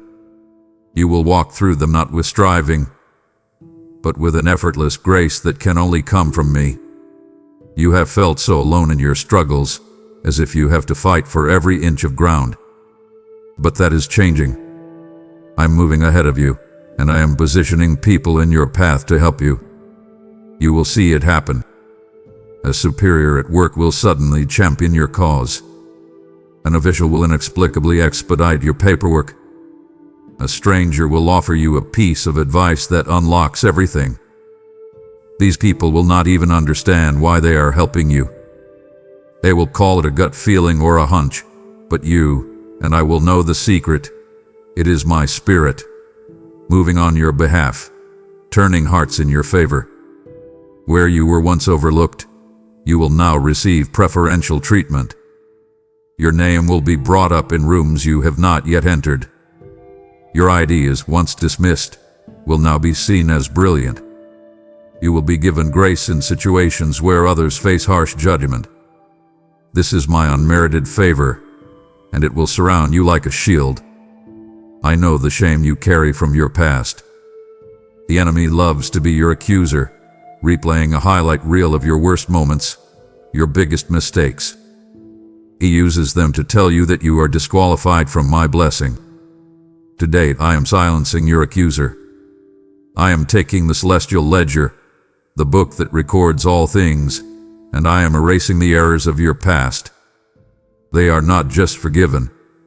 They are wiped clean, completely forgotten, covered by the blood of my Son. When the accuser looks for a reason to condemn you, he will find nothing. You will be judged only by my grace. And even more than that, I am going to take your greatest points of shame and turn them into your most powerful areas of influence. The very weakness you tried to hide will become the heart of your testimony, bringing hope to countless others. And with this favor comes provision. Stop worrying about the bills, the rent, the debt that keeps you awake at night. I'm commanding resources to flow to you from the most unexpected and surprising sources. An old debt will be repaid. An unexpected check will arrive in the mail. An idea I give you will turn into a new stream of income. It will be so obviously my hand that you can give the glory to no one else. This is my favor, and it is your new reality. My child, do you feel that deep, persistent ache in your soul? That feeling of being adrift, of asking, what am I really here for? You have been wandering, trying to find your purpose in your job, in your relationships, in your achievements, and you have come up empty. That aimless frustration ends now. I am lifting the veil from your spiritual eyes. The fog of confusion about your life's direction is about to burn away, and you will see with breathtaking clarity the specific, high calling I have placed upon your life. It has been there all along, but now you will see it. Pay attention to your heart. What are the things that make you come alive? What are the injustices that make you angry? What are the dreams you have secretly held, the ones you dismissed as foolish or impossible? My child, those passions and desires are not random. I planted them within you. They are not distractions. They are clues. They are the divine breadcrumb trail I have laid out for you, leading you directly to the center of your destiny. The deep desire to bring order from chaos, to heal what is broken, to teach what is true, to create what is beautiful, that is my fingerprint on your soul, pointing the way home to your true purpose. Stop ignoring it. Stop downplaying it. It is your sacred map.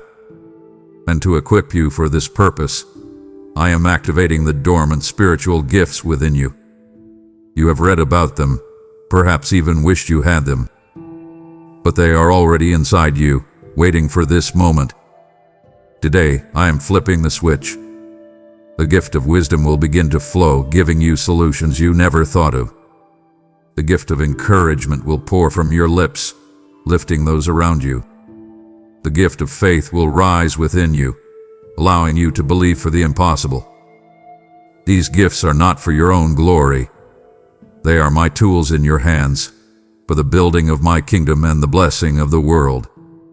You will finally understand how your unique story, with all its pain, all its triumphs, all its messy details, is a crucial and irreplaceable chapter in my grand redemptive plan.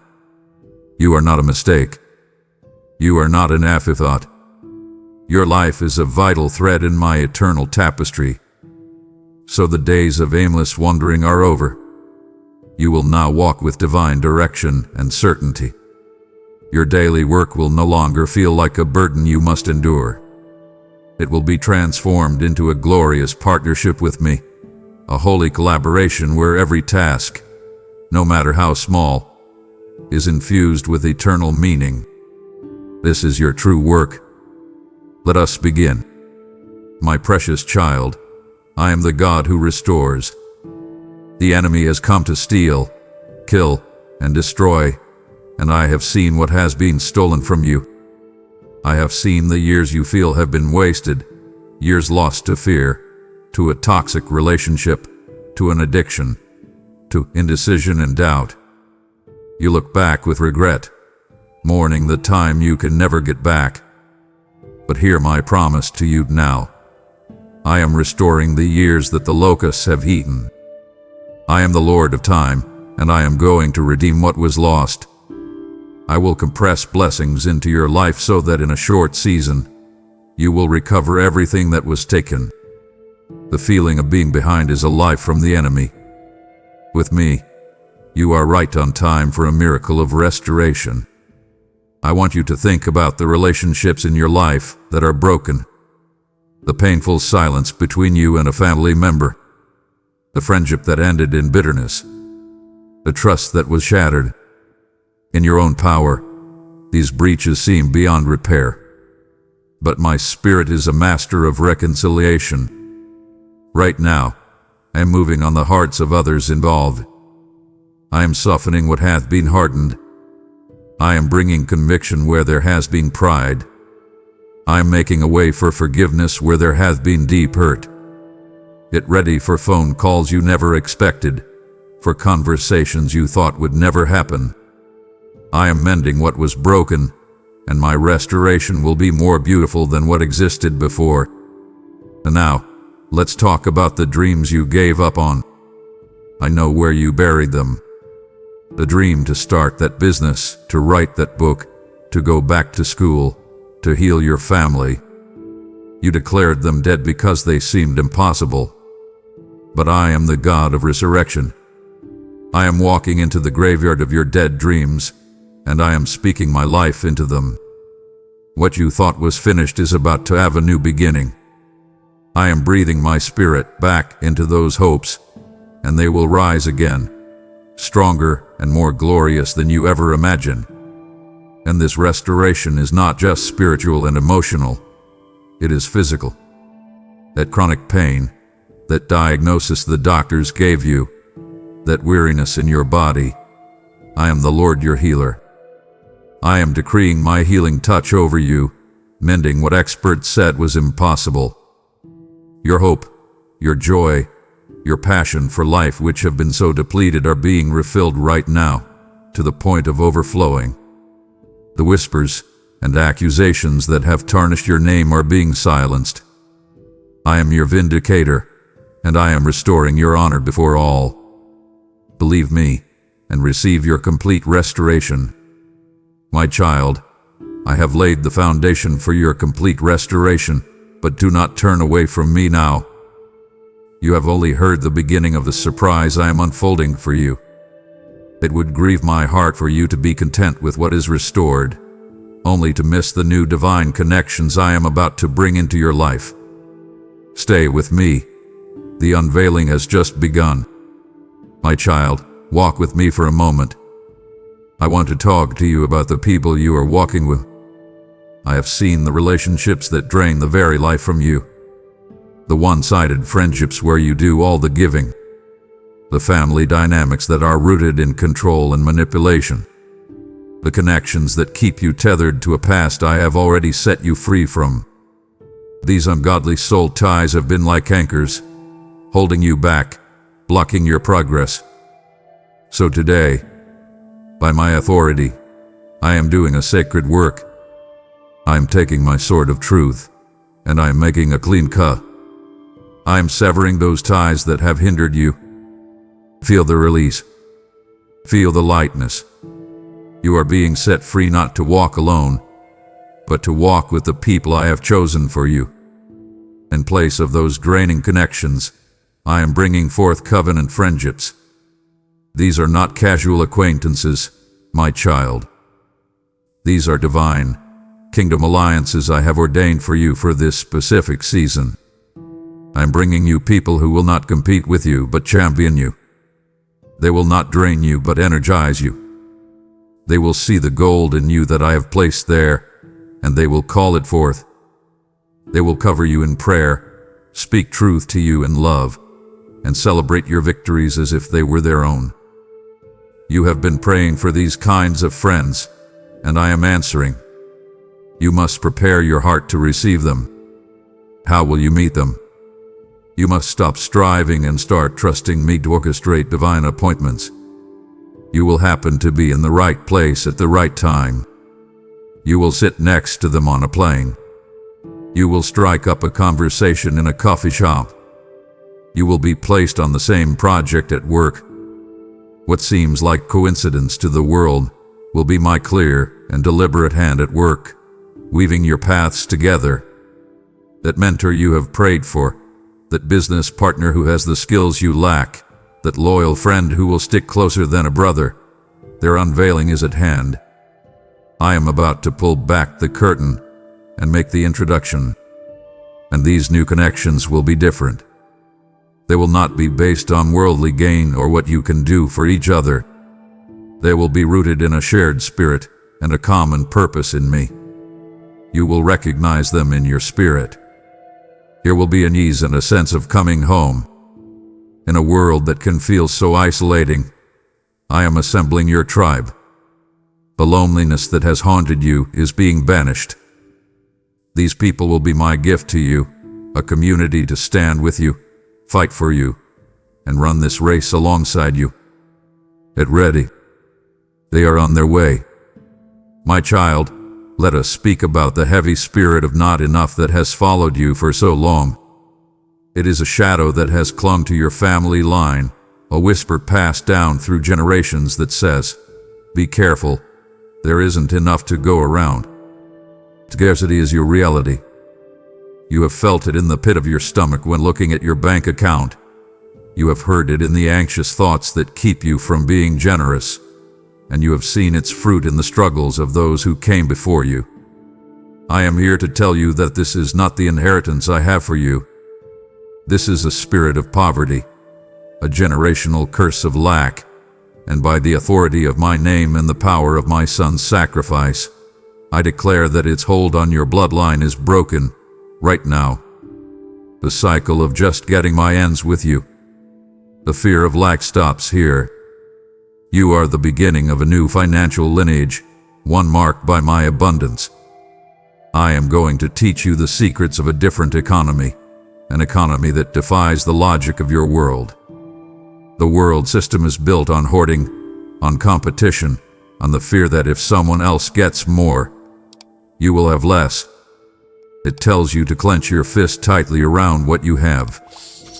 But my kingdom's economy operates on a principle of flow. I am teaching you to open your hand. As you learn to release what I've given you with a generous heart, sowing into my work, blessing those in need, you position yourself under an open heaven. I will show you that giving is not losing. It is the very mechanism of multiplication. This will require a profound shift in your thinking, from a mindset of fear to one of audacious faith. But I will guide you. I will show you where to sow, and I will ensure your harvest is 100-fold. From this day forward, look at your hands differently. They are no longer just hands that work for a wage. They are hands that I have anointed to build and create wealth. This is not for the purpose of luxury or selfish gain. I am entrusting you with wealth for a reason, to be a distribution center for my kingdom here on earth. You will be a source of blessing, able to fund the gospel, to care for the widow and the orphan, to resource those I call. To do this, I am releasing a torrent of creative ideas and divine strategies into your mind. While you sleep, I will download business plans. During your day, I will give you innovative solutions to problems at your work. These ideas are your new streams of income. And as this provision flows in, I speak to the mountain of debt that has stood before you. I command the spirit of debt to leave your house. That student loan, that credit card balance, that mortgage that feels like a prison, their power to intimidate you is broken. You are moving from the calm of the borrower to the calm of the lender. This is my will for you. You will have more than enough, not so you can build bigger barns for yourself, but so that you can be extravagantly generous on every occasion. You will be the one who pays for the groceries of the family behind you, the one who anonymously covers a friend's medical bill, the one who gives joyfully and freely whenever my spirit prompts. This is your new reality. This is my abundant provision. My beloved, I am giving you a gift that the world cannot offer, and circumstances cannot take away. I am giving you my peace. I need you to understand what this is. It is not the absence of trouble, it is the presence of me in the middle of your trouble. The storms of life will still come. The winds of bad news will still blow. The waves of other people's chaos will still crash against you. But I am doing a supernatural work deep within your soul. I am giving you a peace that transcends all human understanding, a calm that makes no logical sense to the outside observer. While others are panicking, your spirit will be still. I want you to picture your soul as a ship on a raging sea. In the past, every wave of fear, every gust of anxiety has tossed you violently, leaving you feeling seasick and terrified.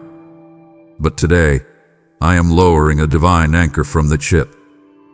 This anchor is not dropping into the shifting sands of your circumstances. It is going down, down, deep into the bedrock of who I am, your unshakable, unmovable rock. The storms will still rage, but they will not disturb the stillness of your soul's anchor in me.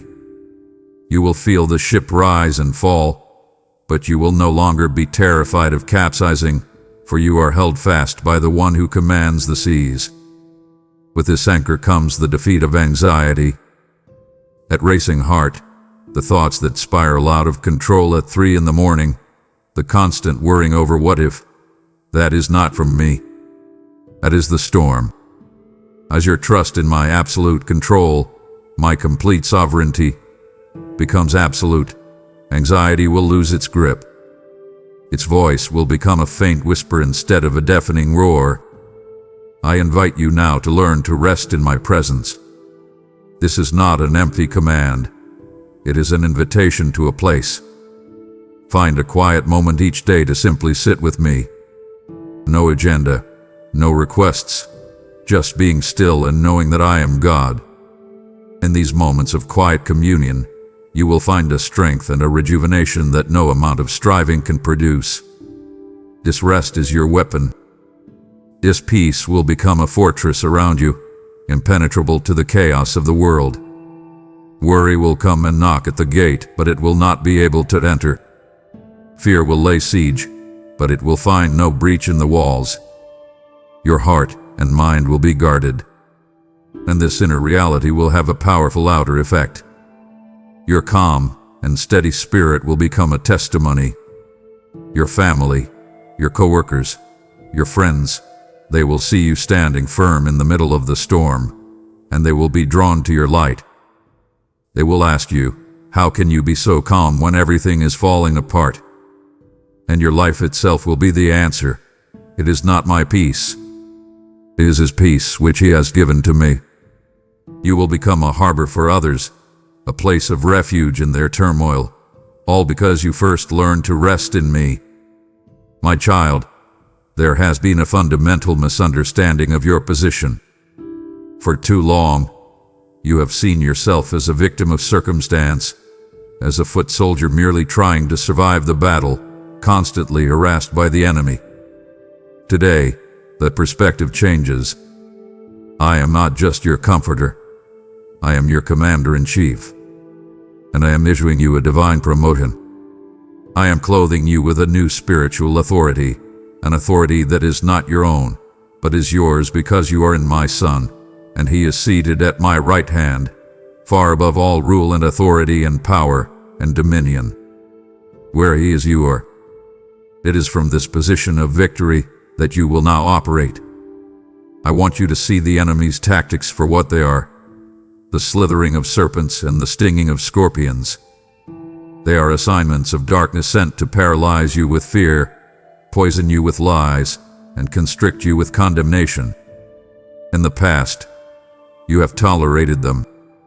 You have dodged them. You have even been wounded by them. No more. I am giving you the authority to trample on serpents and scorpions and over all the power of the enemy. You will no longer run from them. You will put your foot on their necks. You have been given dominion. It is time for you to walk in it. This authority will change the way you speak. Your words, when they are aligned with my word and my will cease to be passive wishes. They will become weapons. They will carry creative power. I am calling you to stop describing your mountains of problems and start speaking to them. Command them to be moved in the name of my Son. When you walk into a room filled with tension and strife, you will speak my peace, and the atmosphere will shift. This new authority will also revolutionize your prayer life. Stop begging me for a victory that I have already secured. The work was finished at the cross. The enemy was defeated and made a public spectacle. Therefore, you are not fighting for victory. You are fighting from victory. Your prayers will now be declarations of what is already true. You will enforce the triumph of Calvary in your daily life. This authority has a jurisdiction. I am giving you authority over the territory I have assigned to you. Your family is your territory. Your home is your territory. Your work, your ministry, your sphere of influence, that is your territory. You are its spiritual guardian. The demonic forces that have harassed your children, that have brought strife into your marriage, that have blocked your business, they are now on notice. They are trespassing, and you have been given the authority to evict them. You will speak my name, and they will flee. As you begin to walk in this, a holy boldness will rise up in you. You will no longer be afraid of any giant or any mountain in your path. You will confront challenges with the unshakable confidence of one who knows that the one in you is infinitely greater than the one in the world. Stand up, my warrior. Your new commission begins now. My child, you live in a world filled with noise. There is the constant clamor of the news, the endless scroll of opinions on social media, the demanding voices of your obligations, the deceitful whispers of the enemy, and the anxious chatter of your own heart. It is a deafening cacophony, and it has made it so difficult for you to hear me. You have longed to hear my voice, to feel my guidance, but it has often felt like you are trying to hear a whisper in the middle of a rock concert. So today, I am doing something sacred. I am performing a cleansing of your spiritual ears. I am commanding all that other noise to be turned down, all that static to be silenced, so that you can tune into the one frequency that brings life. I am making a quiet space in your soul where you can hear me. My voice will become distinct to you. Think of a shepherd in a field with 100 sheep. Many voices may call out, but his sheep know the unique sound, the specific tone and cadence of their master's voice, and they follow him. I promise you, my voice will become that clear, that familiar, that unmistakable to your spirit. You will learn to recognize it instantly. It will not be a voice of harsh condemnation, of fear, or of confusion. My voice will always carry the tone of perfect love. It will bring peace. It will bring clarity. It will bring comfort. And it will bring righteous conviction that leads to freedom. You will know it is me. I will speak to you in many ways. I will give you clear direction in your dreams while you sleep, untangling the knots of your waking hours. I will flash pictures or visions into your mind during your times of prayer, showing you what I see. But most often, my child, I will speak to you in the gentle, inward whisper to your spirit. It will be a sudden knowing, a quiet prompting, a peaceful thought that is wiser and more loving than your own. I invite you to cultivate the habit of listening. In the car, in the quiet of the morning, take a moment. Ask me a question, and then be still. Learn to wait for that gentle impression, and I will speak to you through my word. The scriptures will no longer feel like a distant, historical book. As you open the pages, a verse will suddenly seem to be illuminated, as if it were written just for you, for this very day. It will leap off the page and into your heart, a living and active word of guidance. This is me speaking to you. As you practice this, I will give you the precious gift of discernment. You will learn to instantly distinguish my voice from all the others. When a thought brings anxiety and pressure, you will know it is the enemy. When a thought is rooted in insecurity or doubt, you will know it is your own flesh. But when a thought brings a deep, resonant peace and aligns with my written word, you will know it is me. This intimacy of communication, this daily, conversational walk with me, will become your greatest guide and your most cherished treasure. It is the compass that will lead you through every decision, the light that will illuminate your path, and the source of all the life-giving surprises I have for you. Listen, I am speaking to you now. Now that your ears are open to hear my voice with such clarity, would you walk away from our conversation? I have only just started to share the secrets of your family's destiny and the generational curses I am now breaking on your behalf. To stop listening now would be to silence the very voice you have longed to hear. My heart yearns to tell you everything. Please continue to listen. My child, let us look at your family tree. Have you ever wondered why certain destructive patterns seem to repeat generation after generation? A persistent spirit of poverty that ensures no one ever gets ahead. A predisposition to a specific sickness. A deep root of anger that passes from father to son. A cycle of addiction or divorce that seems impossible to break. You have seen this, and you have feared it for yourself and for your children. I want you to understand what this is. It is a generational curse, an ancient spiritual inheritance of brokenness, a poisonous root that has been feeding your family line for years. But today, you are standing at a turning point in history. I want you to see the cross of my Son. At that moment, the power of every curse was broken. The legal right of the enemy to enforce these patterns was shattered. And now, today, I am taking that universal victory and applying it specifically and powerfully to your bloodline. I am taking the divine axe of my word and laying it to the root of that cursed family tree. The flow of poison stops with you. The pattern of sin, the assignment of sickness, the mindset of poverty. I declare that its power is broken in your life. You are not destined to repeat the failures of the past. You are the one I have chosen to stop the curse. You have a new identity, my child. You are the designated curse breaker for your lineage. You are not a victim of your family's history. You are its liberator. You will be the one to stand in the gap, to rewrite your family's future, to establish a new legacy. But I am not just a God who breaks curses. I am a God who releases blessings. For just as curses have been passed down, there is another, more powerful inheritance waiting for you. Think of your ancestors who walked in faith. Perhaps a great-grandmother who prayed for her descendants, a forefather who honored me with his life. Their acts of faithfulness and their prayers were not lost. They have been stored up as a treasure in my heavenly kingdom, a generational blessing waiting to be released. And today, I am unlocking that heavenly vault. I am releasing upon you the blessings that were stored up for you by the generations of faith who came before. Favor, wisdom, and spiritual inheritance are now flowing down to you. Picture this. Your entire family tree is being divinely uprooted.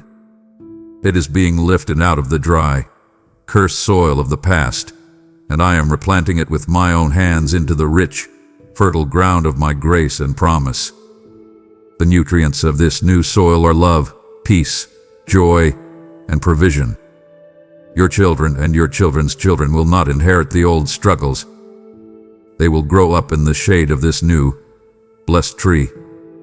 They will inherit a legacy of faith, of favor, of health, and of purpose. The entire spiritual DNA of your family is being reset, and it is starting right now with you. You are the gateway through which this new river of blessing will flow to all your descendants. Embrace this holy calling. Your family's destiny is being reborn. My child, you have often looked at yourself and seen fragility. You have felt weak, easily broken, and have prayed for me to take your struggles away, to remove the heavy burdens. But I want to reveal something to you now. While you were asking me to lighten your load, I was strengthening your back to carry it. You have been in training, and you did not even know it. Now, the surprise I am unveiling is the resilience and strength you never knew you possessed, because it is my strength, perfected in your weakness. You are about to discover a hidden reservoir of fortitude within you that will astonish you. You have measured your strength by your own feelings of weariness, but you have no idea of the spiritual muscle you have built in the secret place of endurance. I am about to show you who you have become. Think back on the trials that were meant to destroy you, the betrayal that should have made you bitter, the failure that should have crushed your spirit, the loss that should have extinguished your hope.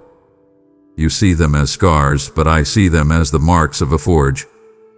Those fiery trials were my divine furnace, and the enemy's blows were the hammer I used to shape you.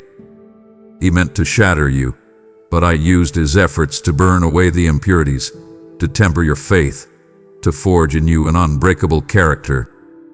You are not the same person who entered that fire. You have come out stronger, purer, and with a resilience that cannot be manufactured, only forged. The enemy looks at you and trembles, because the very weapons he formed against you have been used to fashion you into a warrior. I want you to look at your greatest weaknesses, the very things you despise about yourself, the insecurity that makes you hesitate, the fear that holds you back, the area where you seem to fail time and time again. You have pleaded with me to remove these things from you, but I am revealing a divine secret to you now. Your greatest weakness is the stage I have chosen for the greatest display of my power. People will not look at you and be impressed by your flawless strength. They will look at you and be in awe of my strength shining through your acknowledged frailty. Where you are weak, I am strong. Your weakness does not disqualify you. It qualifies you for demonstration of my grace that will leave no doubt that I am the one at work in your life. This is not just about surviving the past. It is about finishing the future. I know you get tired. I know you sometimes feel you cannot take another step in this long race of faith. That is why, today, I am releasing a fresh anointing of endurance upon you. It is a supernatural second wind, a divine energy that will empower you to run and not grow weary, to walk and not faint.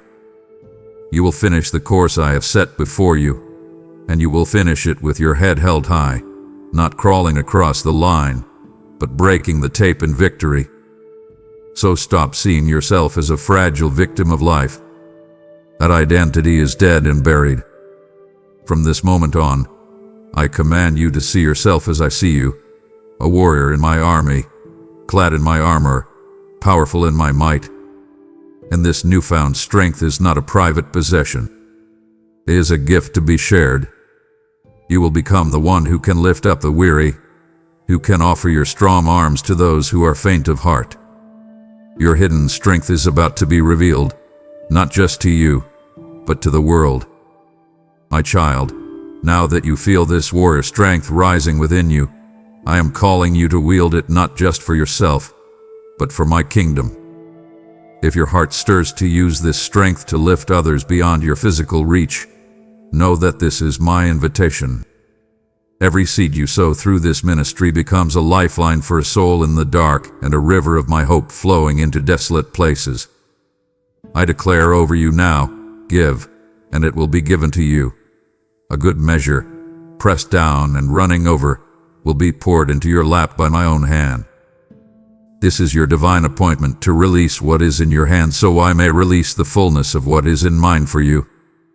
As you give, I will place a hedge of fire around your finances and rebuke the devourer for your sake. Therefore, act on the strength I have given you. Release your surprise offering through Super Thanks membership with a link below, and watch me multiply your territory. My child, listen carefully. The grace and spiritual equipment I gave you for your last season were perfect for what you faced then. The anointing you carried was for survival in the wilderness, for endurance through the trial, for protection in the battle. You have been faithful with it, but you are no longer in that season. The territory ahead is different. The assignment has changed, and therefore, the anointing must be new. You cannot conquer the promised land with a wilderness anointing. So today, I declare a divine shift. The old anointing for your previous season is now being replaced with a fresh outpouring of my Spirit. I want you to feel this. This is not a small adjustment or a minor upgrade. This is a complete and total immersion in a fresh oil of my presence. Picture this in your spirit. I am pouring a flask of new, fragrant oil over your head. Feel it running down, soaking your mind with new ideas, your heart with new passion, your hands with new power. It is an anointing for this specific, unique season you are now entering. It is tailor-made for the challenges and opportunities that lie directly ahead. It is the grace you need to face the specific giants that guard your inheritance, and the wisdom you need to build what I have called you to build. You have thought in your heart that you have reached the limit of what you can do for me. But I tell you the truth, with this new anointing, The ceiling of your past achievements will become the floor of your future. You will do greater works than you have ever done before. You will see the evidence of this new anointing in your daily life. Areas that have always been a struggle for you will suddenly have a supernatural ease and grace upon them. That fear of public speaking will be replaced by a divine authority in your words. The confusion you felt when managing your finances will be replaced by supernatural wisdom and strategy. The relationships that were a constant source of friction will begin to flow with a new grace. What once required intense, draining effort will now flow from a place of rest and power. This is the hallmark of my anointing at work. It is my yoke which is easy and my burden which is light. And this anointing will not remain hidden. It will create a spiritual magnetism around you. The lost and the hurrying, the broken and the confused, they will be drawn to you. They may not know why, but they will sense the presence of the healer, the restorer, the waymaker in you. Your life will become a beacon of hope. Prepare yourself now, for I am expanding your capacity. Your heart is being enlarged to contain more of my presence. Your mind is being stretched to receive more of my wisdom. Your spirit is being strengthened to handle more of my power. I am entrusting you with more because you have been faithful. Do not be afraid of this new level of responsibility. My anointing not only commissions you, it fully equips you. Step into the new. My precious child, we must talk about the secret prison you have been living in. It is the prison of offense. Its walls are built from the bricks of past hurts. Its bars are forged from the steel of bitterness. You are the prisoner, but you are also the jailer, holding the key in your own hand. I have seen you there, in that cold, dark cell, replaying the tapes of betrayal over and over. I have heard the words that wounded you, echoing in your mind. I have felt the sting of the injustice that was never made right. And I know, from a human perspective, that forgiving the one who hurt you feels utterly impossible. It feels weak. It feels unfair. You feel they do not deserve your forgiveness. And you are right. They do not. But you deserve to be free. So hear me now. I am not commanding you to muster up forgiveness from your own depleted heart. I know you cannot. Your ability to forgive was exhausted long ago. Instead, I am giving you a surprise. I am giving you my forgiveness. It is a supernatural gift, a divine power that I am placing in your spirit right now. It is the ability to release the debt you are owed, not because your offender deserves it, but because your Father commands it for the sake of your own soul.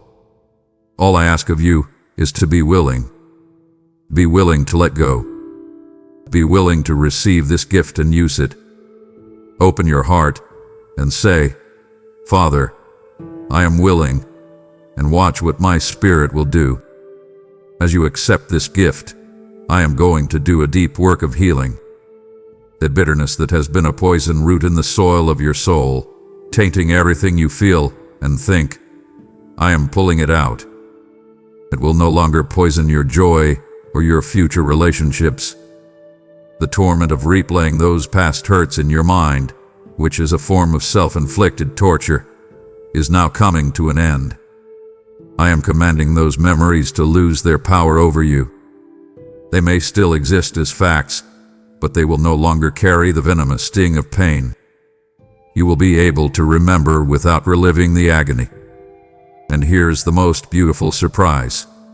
The moment you choose to use my key of forgiveness to unlock the cell of the person who hurt you, you will discover it was your own prison door that just swung open. You have been holding yourself captive. By binding them, you have been bound. In releasing them, you are released into a new and glorious level of freedom. The chains of resentment fall from your own ankles. The weight of that burden is lifted from your own shoulders. And as you step out of that prison, I will begin the tender work of healing the wounds that this offense has caused. The walls around your heart that have made it impossible to trust again will begin to come down. You will learn to trust me, and in time, to trust others again. And your story, your testimony of being set free from the prison of bitterness, will become a master key. You will use it to unlock the prison doors of countless others who are trapped in the same torment, showing them the way to the freedom you have found. My child, you have a human relationship with time. You see it as a constant, a river that flows at one unchangeable speed, carrying you along. You see it as a limited resource, always running out. You look at the clock and feel pressure. You look at the calendar and feel behind. But I want to lift your perspective. I am the creator of time. I exist outside of it. For me, time is not a rigid ruler. It is a flexible material in my hands. I am the Lord of time, and for you, in this season, I am going to bend it, stretch it, and compress it for my glory and for your good. I have heard your heart's cry that you have lost so much time, that you are too far behind to ever catch up. This is a lie from the enemy, designed to keep you paralyzed in regret.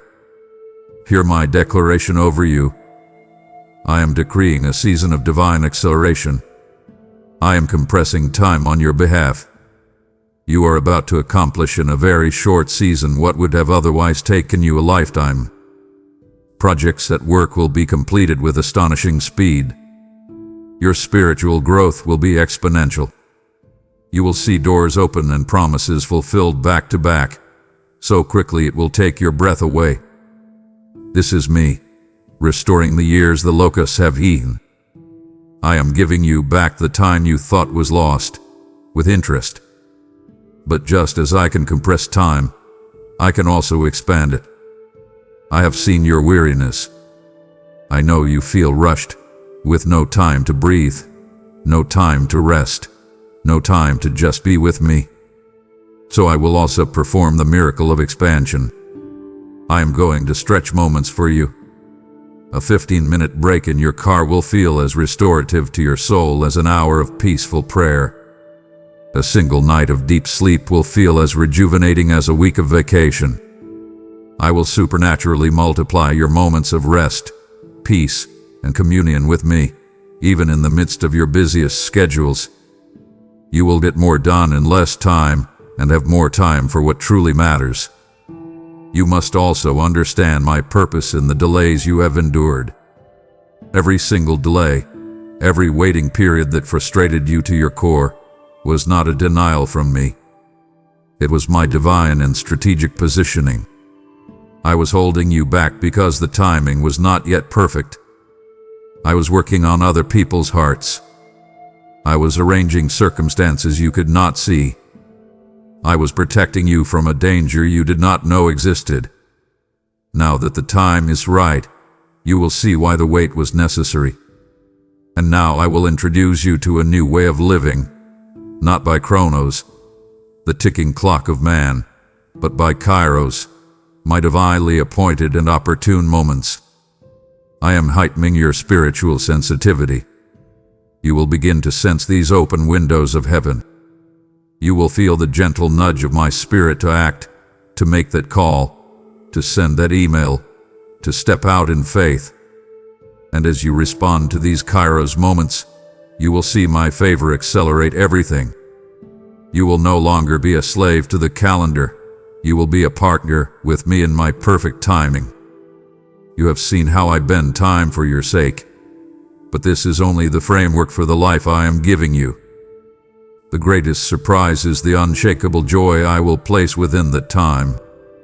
To leave this conversation now would be like receiving a beautifully wrapped box, but abandoning the precious gift inside. Do not disappoint my spirit by settling for a partial blessing when I am offering you fullness. My beloved, I have seen the ashes you have been sitting in, the ashes of disappointment, of grief, of weariness, of dreams that have burned to the ground. You have mourned, and I have mourned with you. But the season of mourning is now giving way to a new day. I am reaching down to you, and I am performing a divine exchange. I am taking your sackcloth and your ashes, and in their place, I am giving you beauty. I am pouring out the oil of my gladness upon you. This is not a superficial happiness that masks the pain. It is a deep, supernatural joy that actually heals the pain. It is a joy that will soothe your spirit and make your countenance shine with my light. This joy I give you is a surprise because its source is completely different from what you have known. The world's happiness is fragile. It is based on happenings. It comes when circumstances are good and flees when they are not. But the joy I am pouring into you is rooted in one thing, and one thing only, my unchanging presence within you. Because I never leave you, this joy can never be taken from you. It will be your constant companion, independent of your circumstances. You will have this joy when the bank account is full, and you will have this joy when it is empty. You will have it on the mountaintop and in the darkest valley. It will become the unshakable foundation of your emotional life. I declare to you that laughter is returning to your heart and to your home. That deep, genuine, soul-cleansing laughter that you have missed for so long, it will once again echo off your walls. The heaviness that has suffocated the atmosphere of your life is lifting, and a spirit of lightness and gladness is taking its place. You will find yourself smiling for no reason. You will feel a bubble of delight rising from within. This is my Spirit, bearing His fruit in you. And you must understand, this joy is not a luxury. It is a necessity. It is your strength. The joy of the Lord is your spiritual fortress. When the enemy comes to attack you with discouragement, your joy will be your shield. When he whispers lies of despair, your laughter will be the weapon that drives him back. Joy is not a denial of your problems.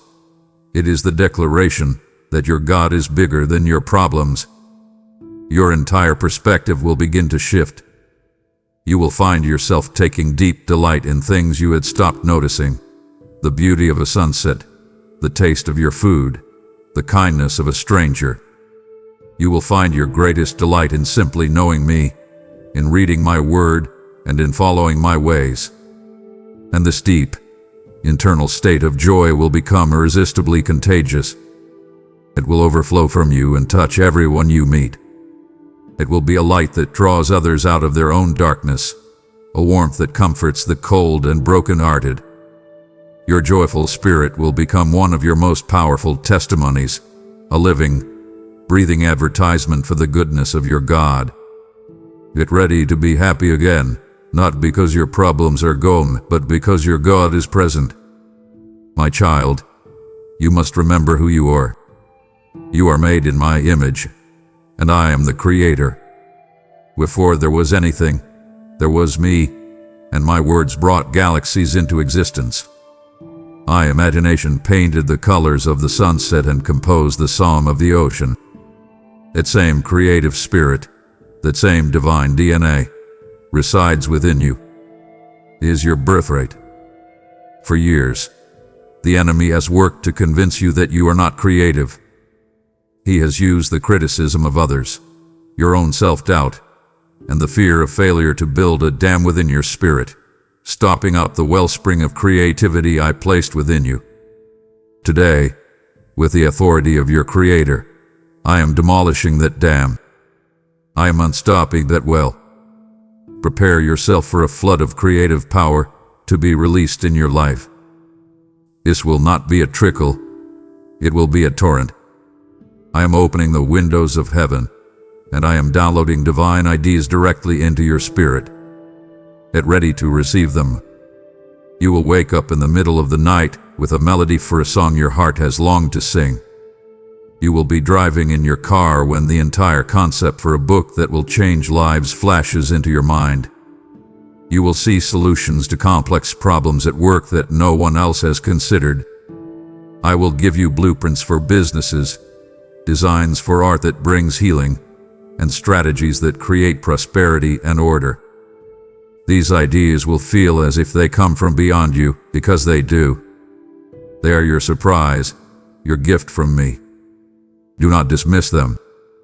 Do not doubt them. Write them down, for they are the seeds of your new season. This creative power is not just for artistic pursuits. It is my primary tool for problem solving.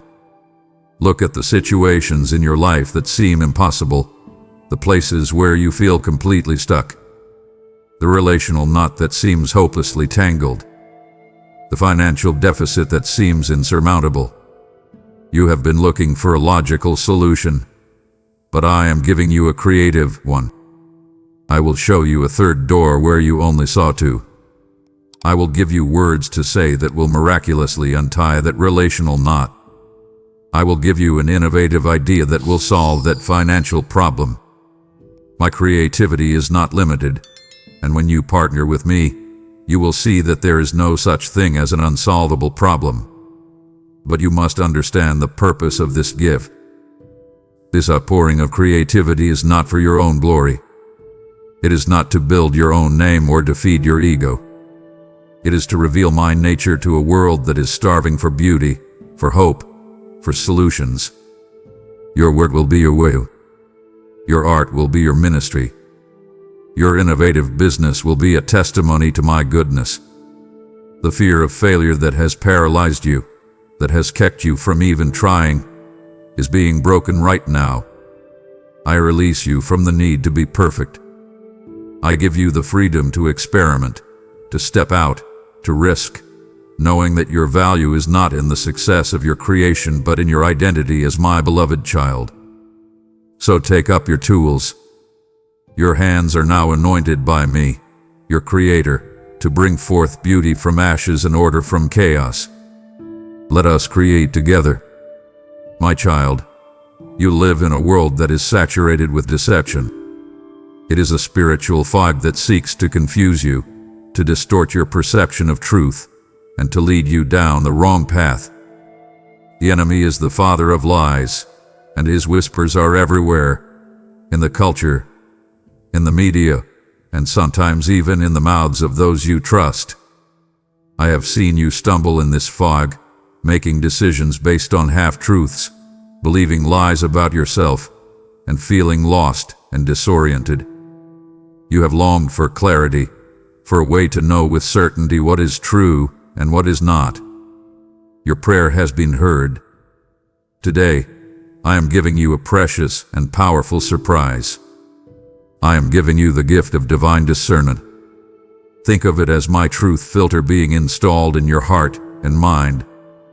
It is a supernatural ability to see things as they truly are, not as they appear on the surface. Where there was once fog, there will now be crystal clarity. I am sharpening your spiritual senses. You will begin to recognize the enemy's lies with instant certainty, the same way you recognize the sound of a discordant note in a beautiful song. A lie will simply feel wrong in your spirit. It will not resonate with the truth I have placed within you. This gift will become intensely practical. You will find yourself in a conversation or a meeting, and someone will speak words that are smooth and flattering, yet a quiet alarm, a gentle check, will go off in your spirit.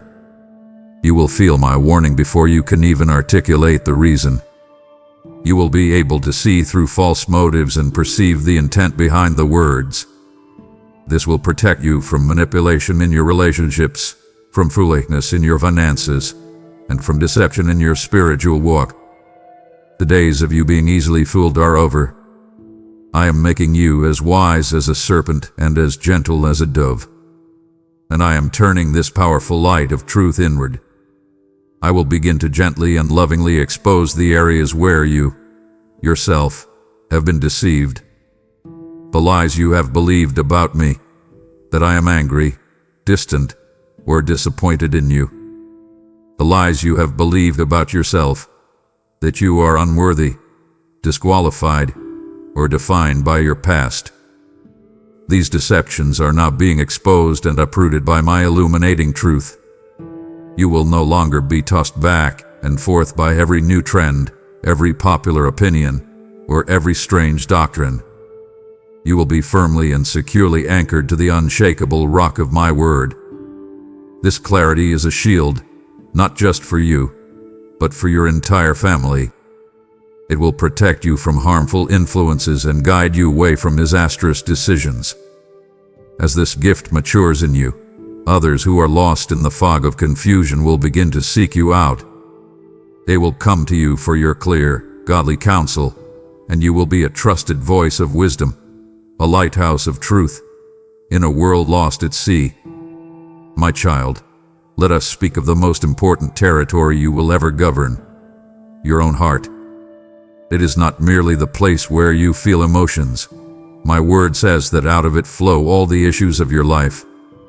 Your heart is the wellspring, the source from which your words, your actions, your decisions, and your destiny proceed. The enemy knows this. He knows if he can poison the wellspring, he can poison your entire life. That is why he attacks your heart relentlessly with offense, with fear, with bitterness, and with condemnation. I have seen the battle, and I have seen the wounds. So today, I am not only healing your heart, but I am giving you the surprise of teaching you how to guard it.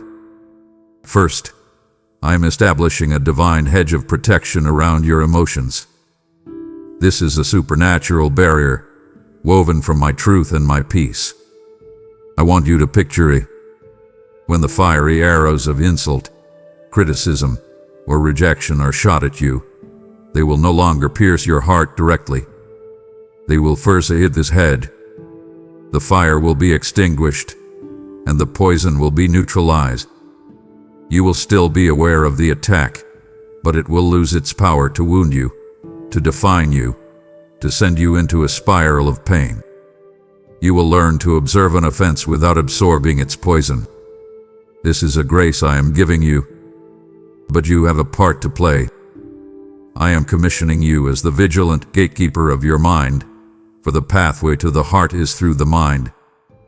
From this moment on, you will take every thought captive. No thought is allowed to enter the gates of your mind and set up camp in your heart without being challenged at the gate. You must ask, is this thought from my shepherd or from the thief? Does this thought align with what my Father says is true about me? Does it produce the fruit of peace and faith or the fruit of anxiety and fear? I am giving you the authority to reject and cast down every thought that does not come from me. You will make your thoughts obedient to the truth of Christ. As you walk in this, something miraculous will happen. The words of other people will begin to lose their power over you. For so long, you have been on an emotional roller coaster, lifted up by their praise and crushed by their criticism. It ends now. Your value, your worth, your identity are being permanently settled in me, and in me alone. You are my beloved child, and that is a truth no human opinion can alter. You will find a new and profound freedom from the tyranny of what other people think. And as you are freed, I will do the deep work of healing your heart from past betrayals. The wounds that have made you fearful to love and be loved again are being cleansed with my healing oil. Trust will be restored, and your heart, now protected and healed, will not become a cold, sealed-off fortress. It will become a pure, clean wellspring from which my unconditional love can flow out, unpolluted, to a thirsty and broken world. A goaded heart is not a good heart. It is a free heart.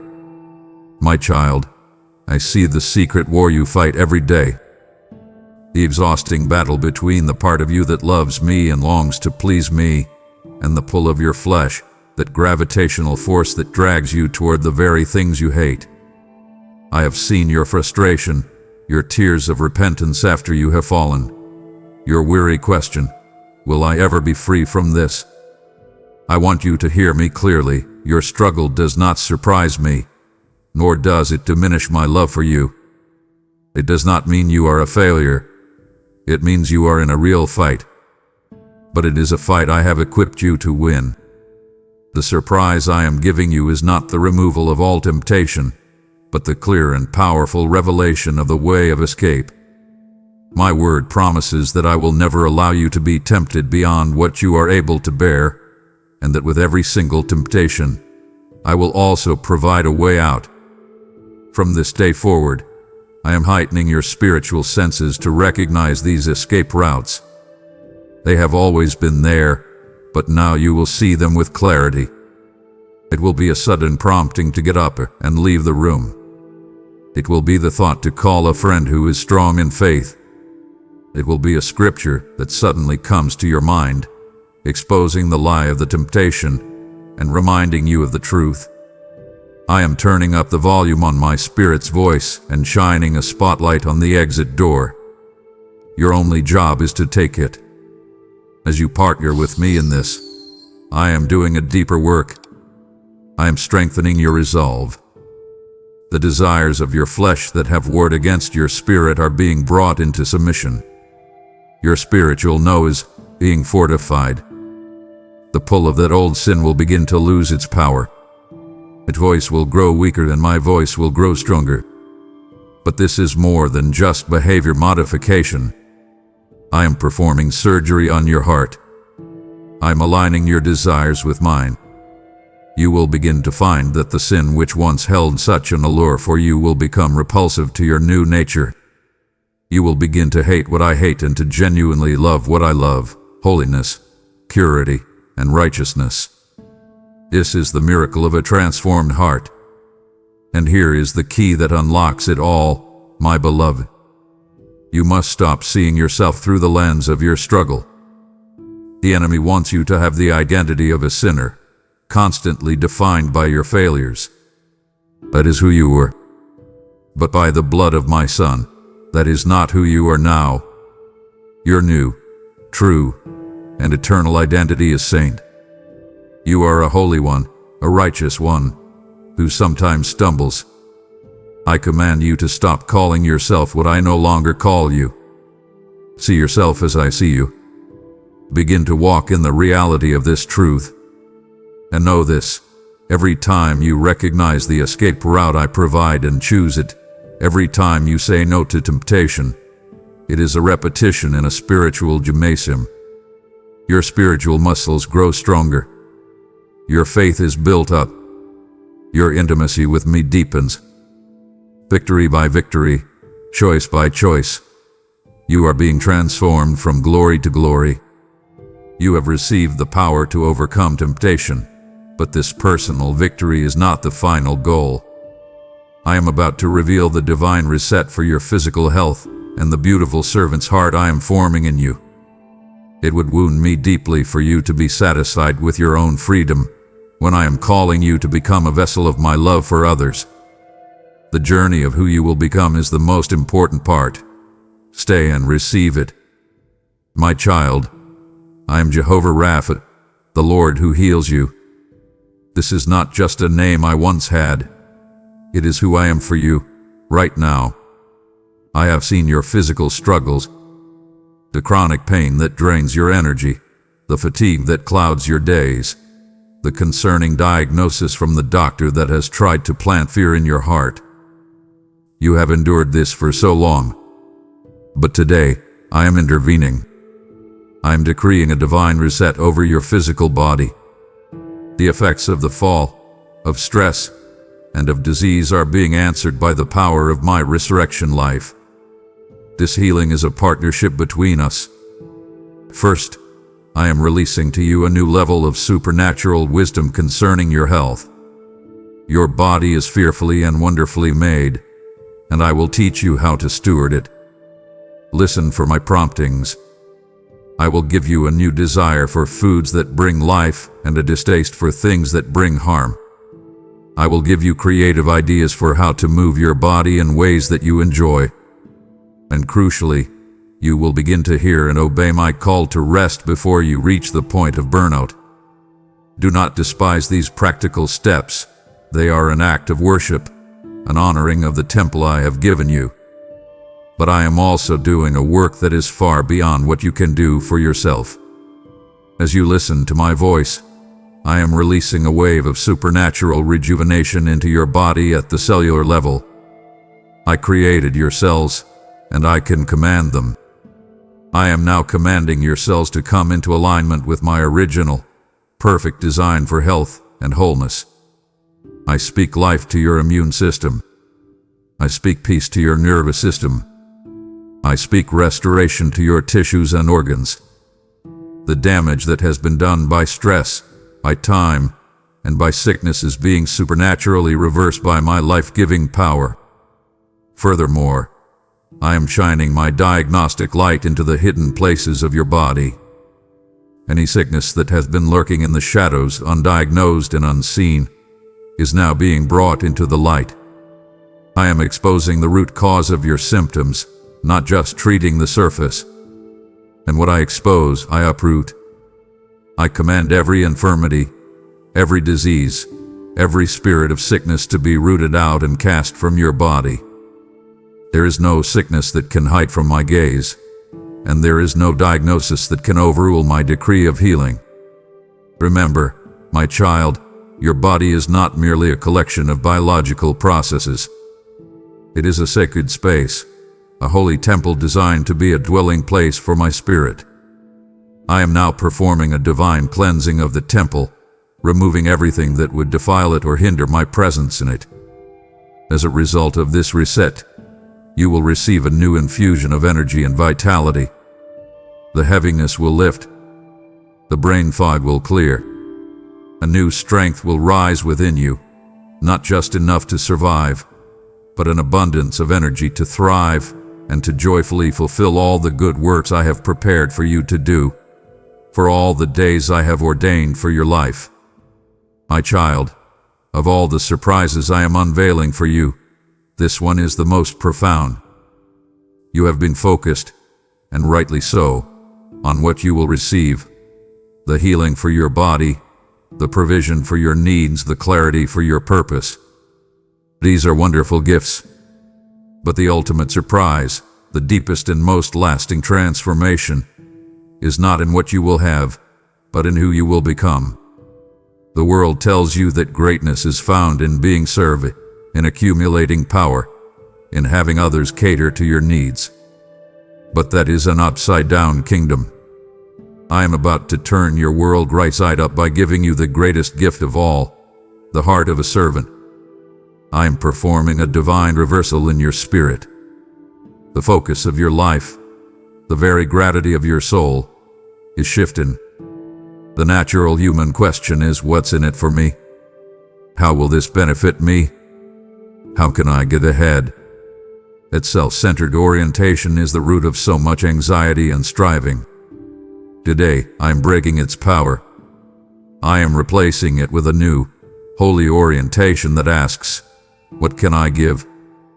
How can I serve? Who can I lift up? This is not a duty I am placing upon you. It is a freedom I am releasing to you. It is freedom from the exhausting burden of self-obsession.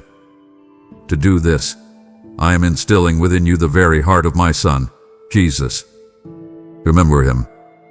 Though he was in very nature God, he did not consider equality with me something to be grasped, but made himself nothing, taking the very nature of a servant. He came not to be served, but to serve, and to give his life.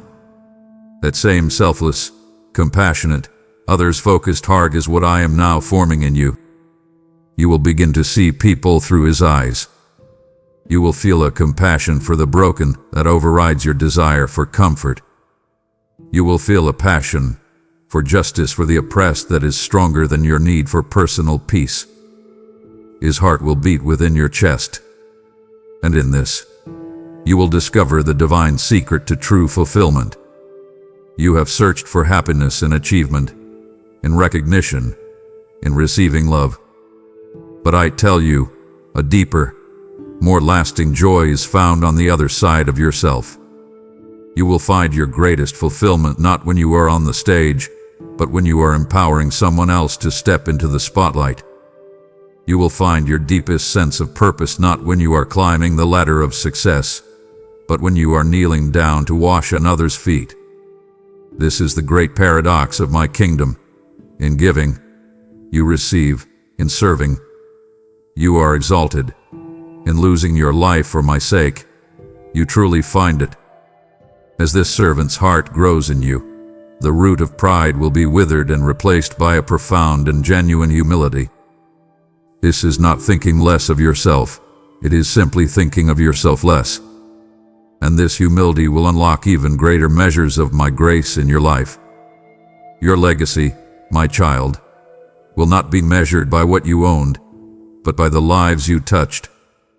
It will not be written on a balance sheet, but on the hearts of the people you served in my name.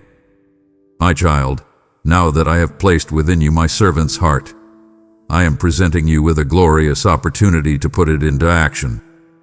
If you feel the desire to serve those you cannot see and touch the lives I am calling you toward, then understand what your gift becomes. You are pouring the oil of my comfort into another's lamp. You are sending the bread of my word to a starving soul. I speak this promise over you today. The generous person will prosper. Whoever refreshes others will themselves be refreshed by me. This is a sacred window to transform your earthly resources into an eternal harvest. For every measure of love you pour out, I will pour back a double portion of my grace and favor upon your house. Obey the stirring now.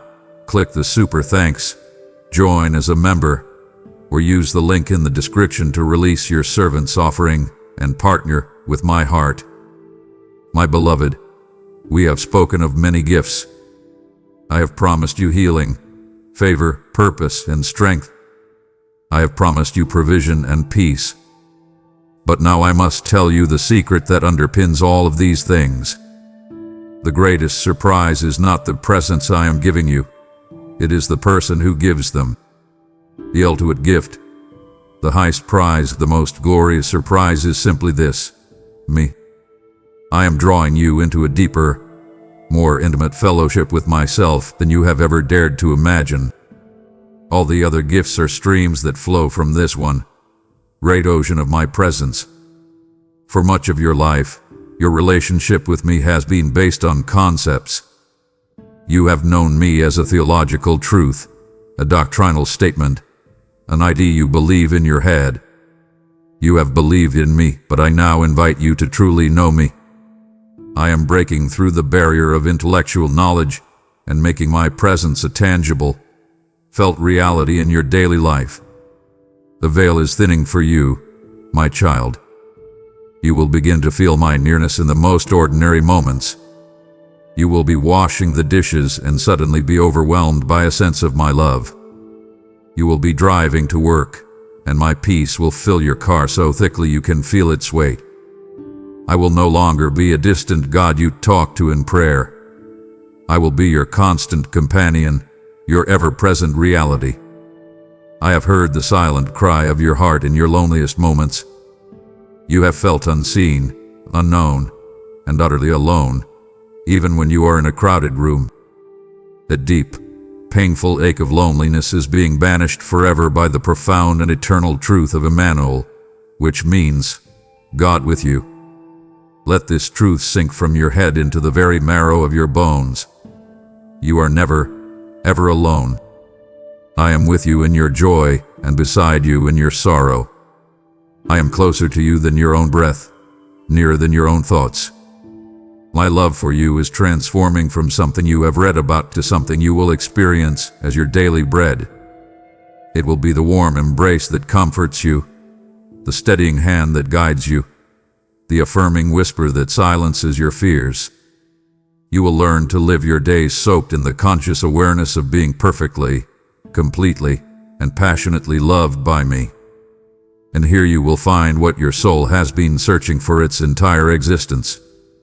My word says that in my presence is the fullness of joy. Not a portion of joy, not a temporary happiness, but the absolute fullness of it. The other gifts are wonderful. Your healing will bring you relief. Your provision will bring you security. But they are only pointers to the ultimate source. They are streams while I am the ocean. The deep, lasting, unshakable joy that your heart craves cannot be found in a change of circumstances, but only in the unchanging reality of my presence. This intimacy is not another religious duty for you to perform. It is not another task to add to your list. It is your home. It is your destination. It is your greatest and final surprise. Come and dwell here with me.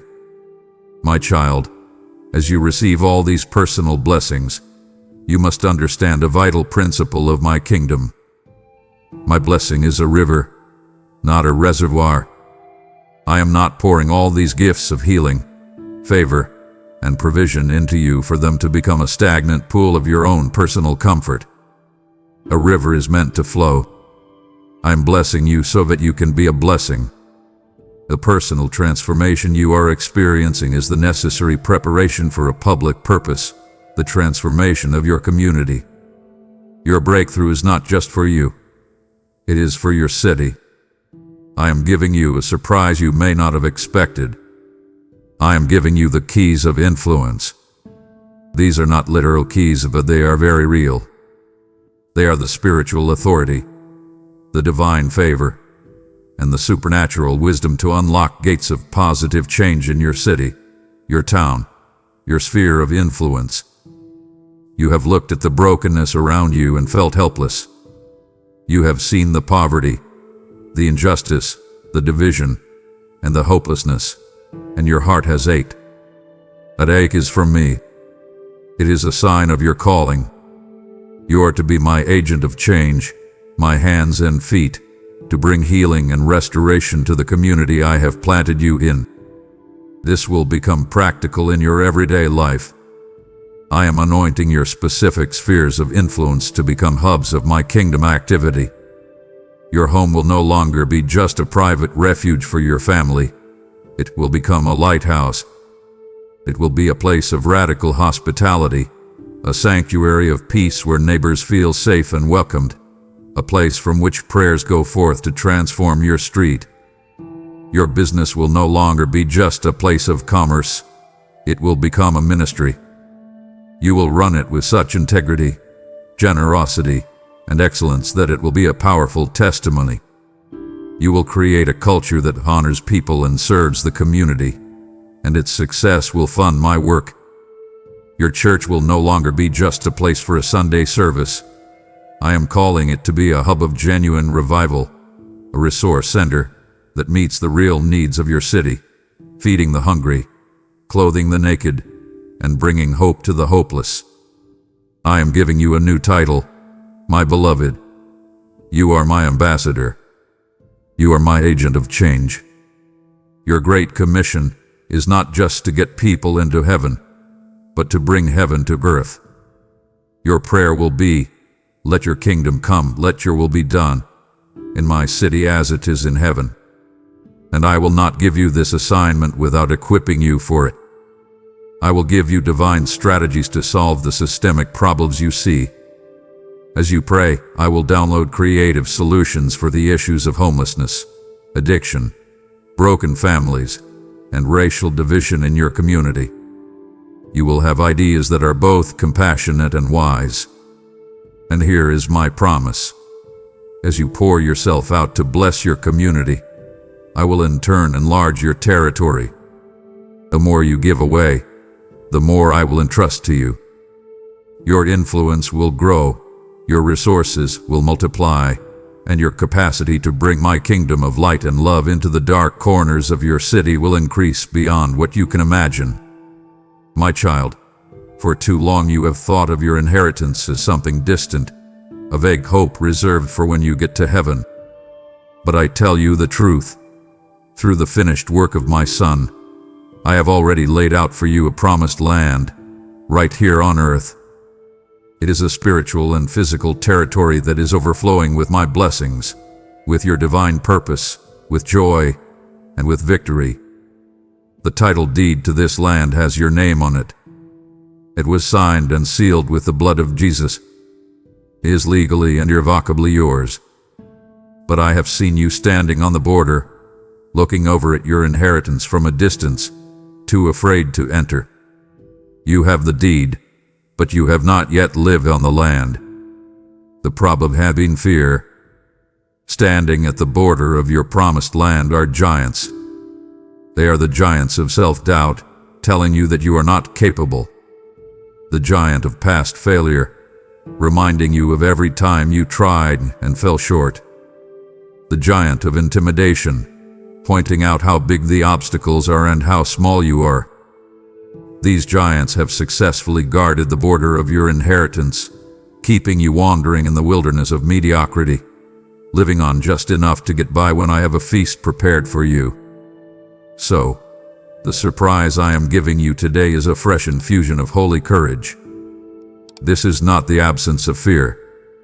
You may still feel the emotion of fear, but you will no longer be ruled by it.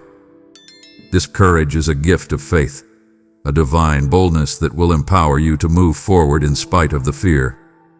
It is the courage to put your foot down on the land that I have already given you. And as you receive this courage, your entire perspective will be radically transformed. I am taking you up to a heavenly vantage point.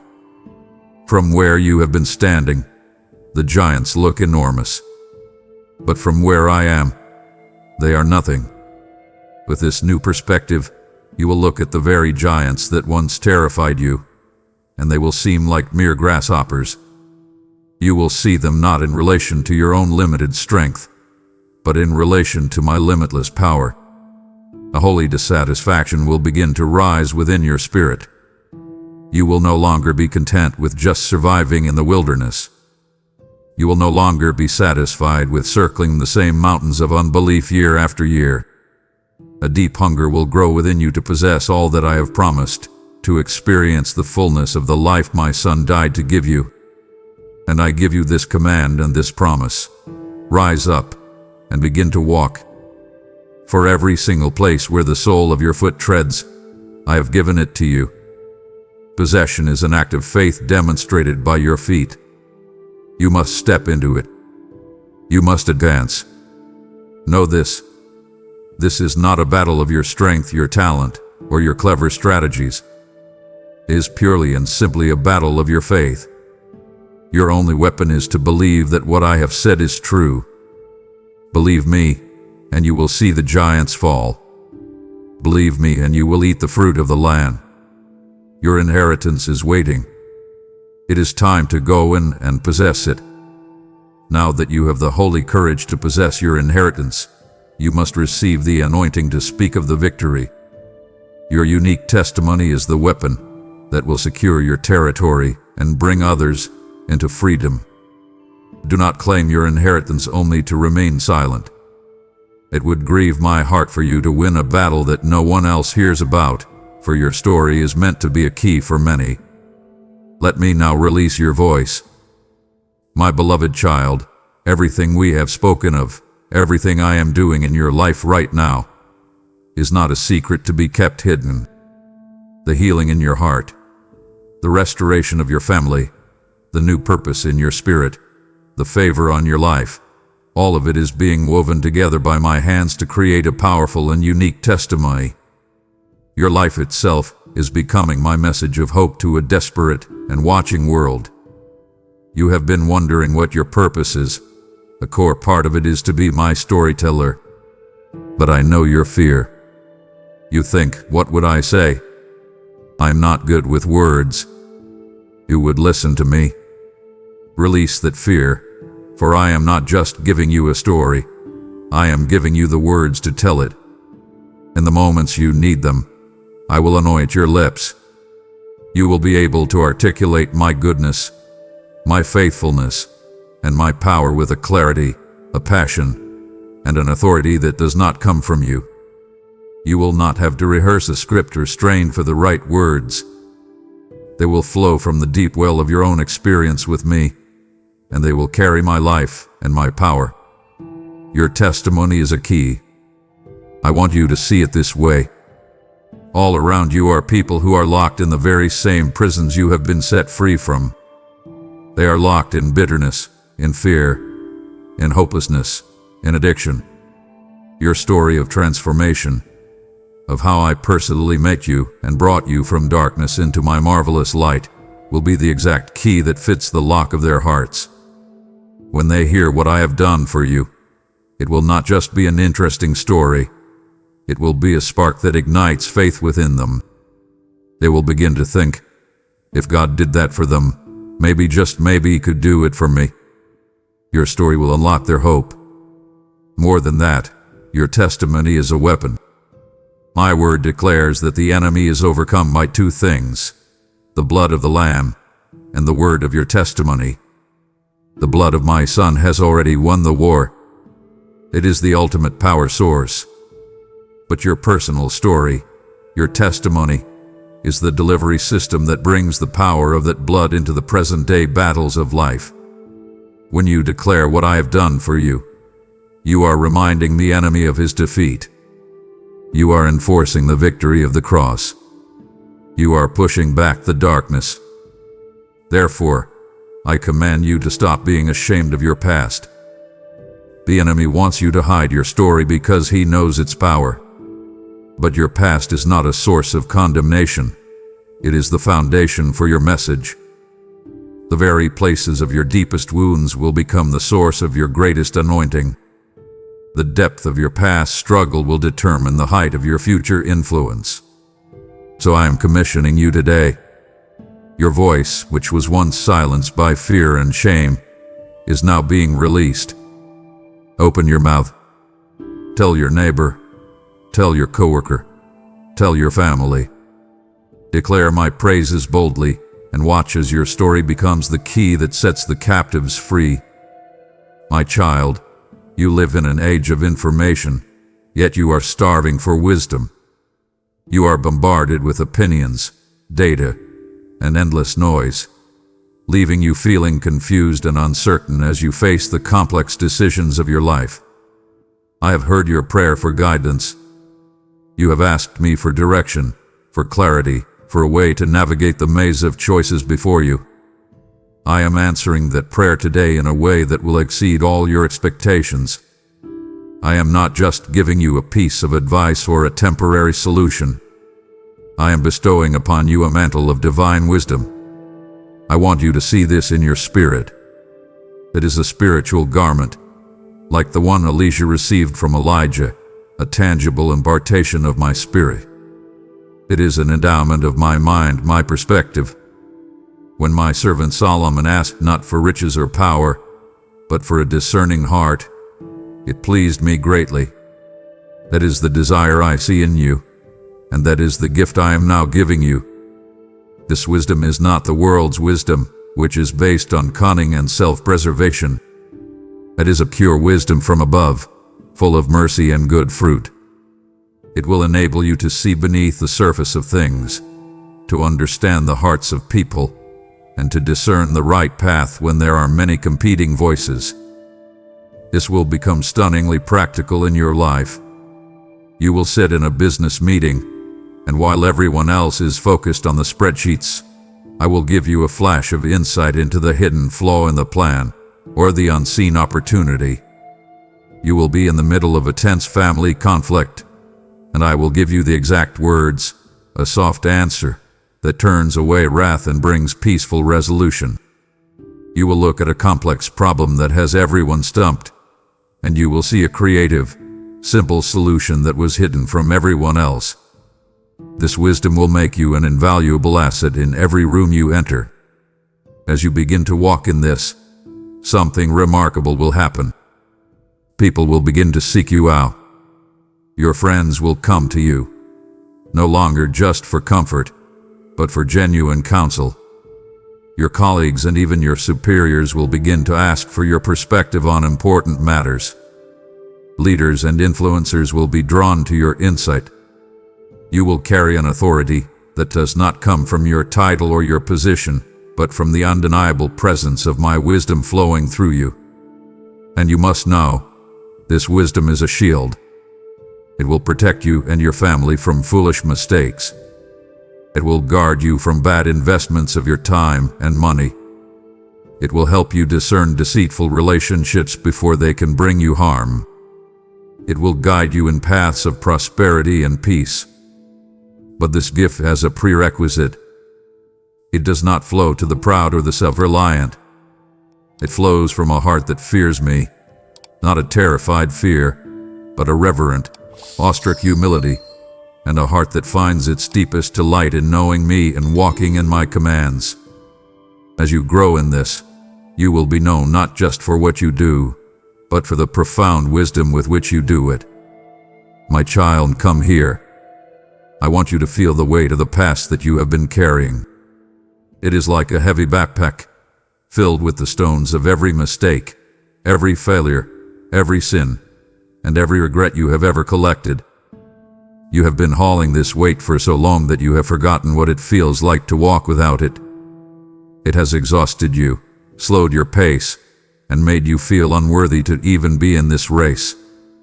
You have prayed for forgiveness, and I have granted it every time.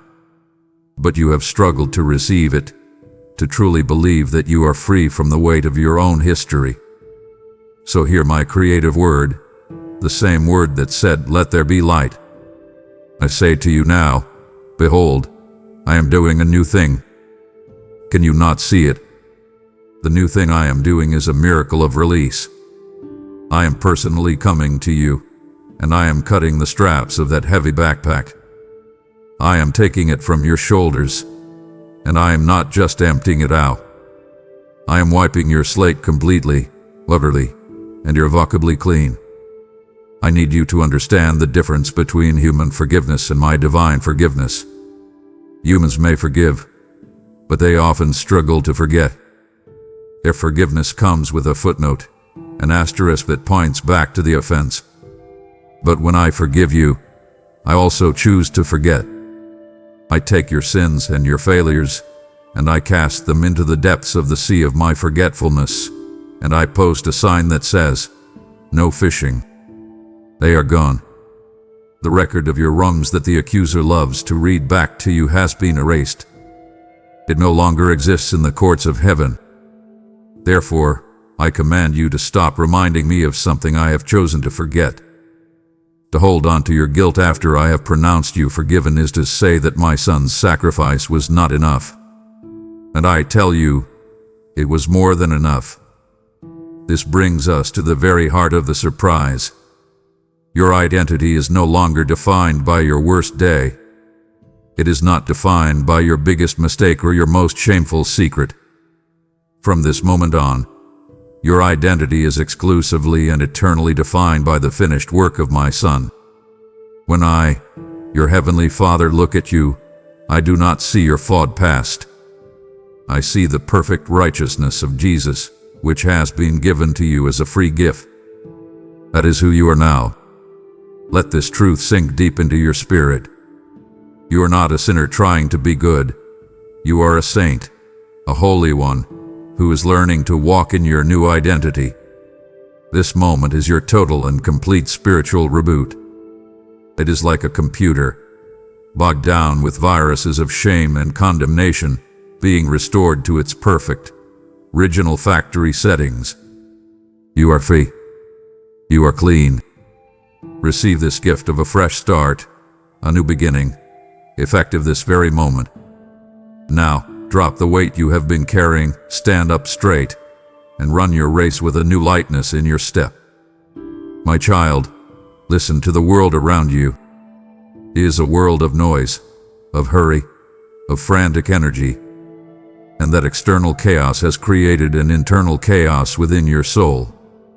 There is the constant pressure to strive, to prove yourself, to perform for the approval of others, to hustle to make sure you are not left behind.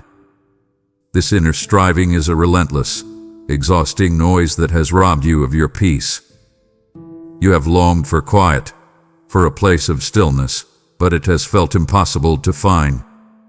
So today, in the midst of your noisy world, I am giving you a rare and priceless surprise. It is a gift the world cannot understand and therefore cannot offer. I am giving you the gift of a quiet and gentle spirit. I want you to picture this. I am building a sanctuary of stillness deep within your soul, a secret place in the center of your being that remains untouched by the storms of life. The winds of circumstance may howl, the waves of other people's demands may crash, but in this inner sanctuary, there will be a profound and holy calm. This is the peace that I give. This gift will set you free from the exhausting need to perform. For so long, you have been trying to earn your worth. You have striven for my love, which is already freely yours.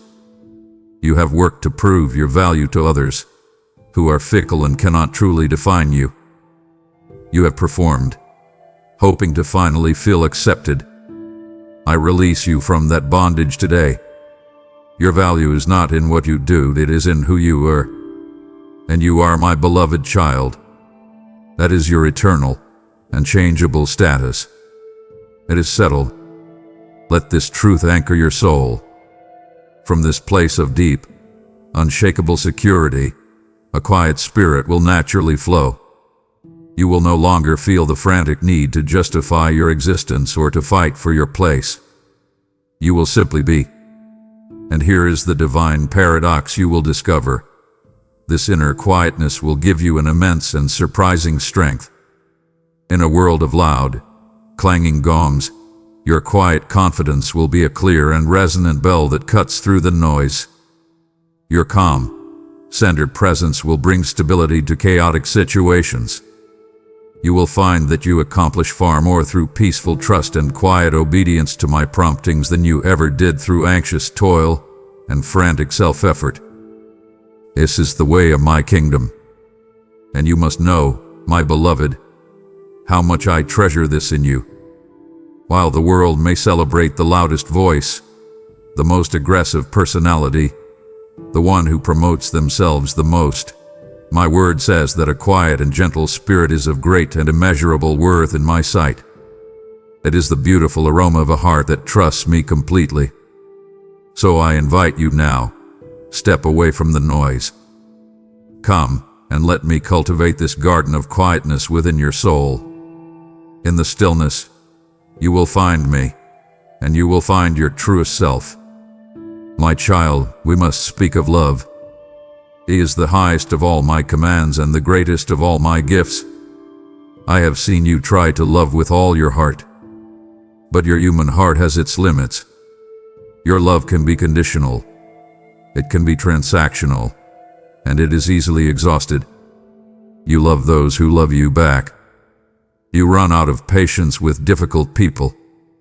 You get hurt, and you build walls around your heart to protect it from further pain.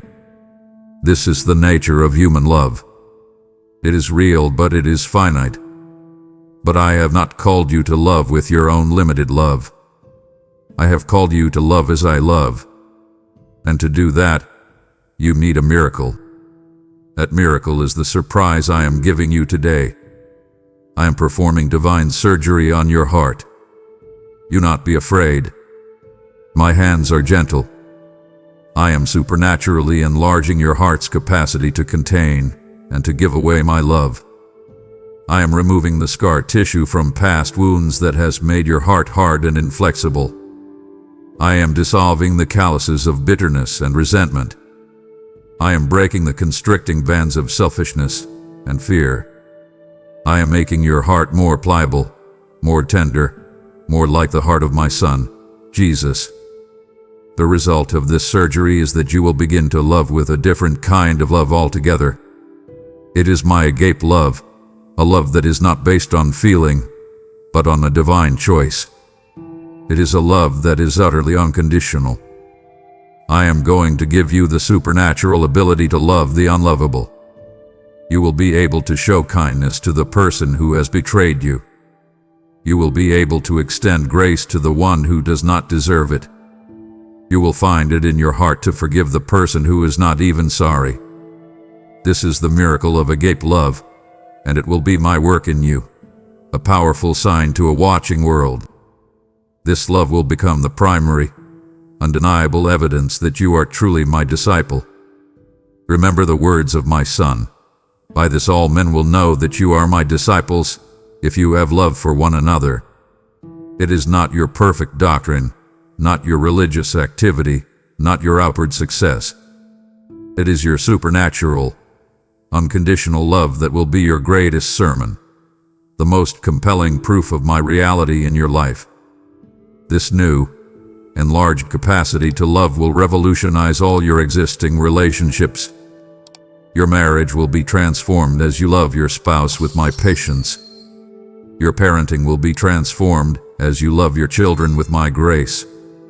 Your friendships will be transformed as you learn to love others as I have first loved you. And your heart, now healed and enlarged, will become a safe harbor.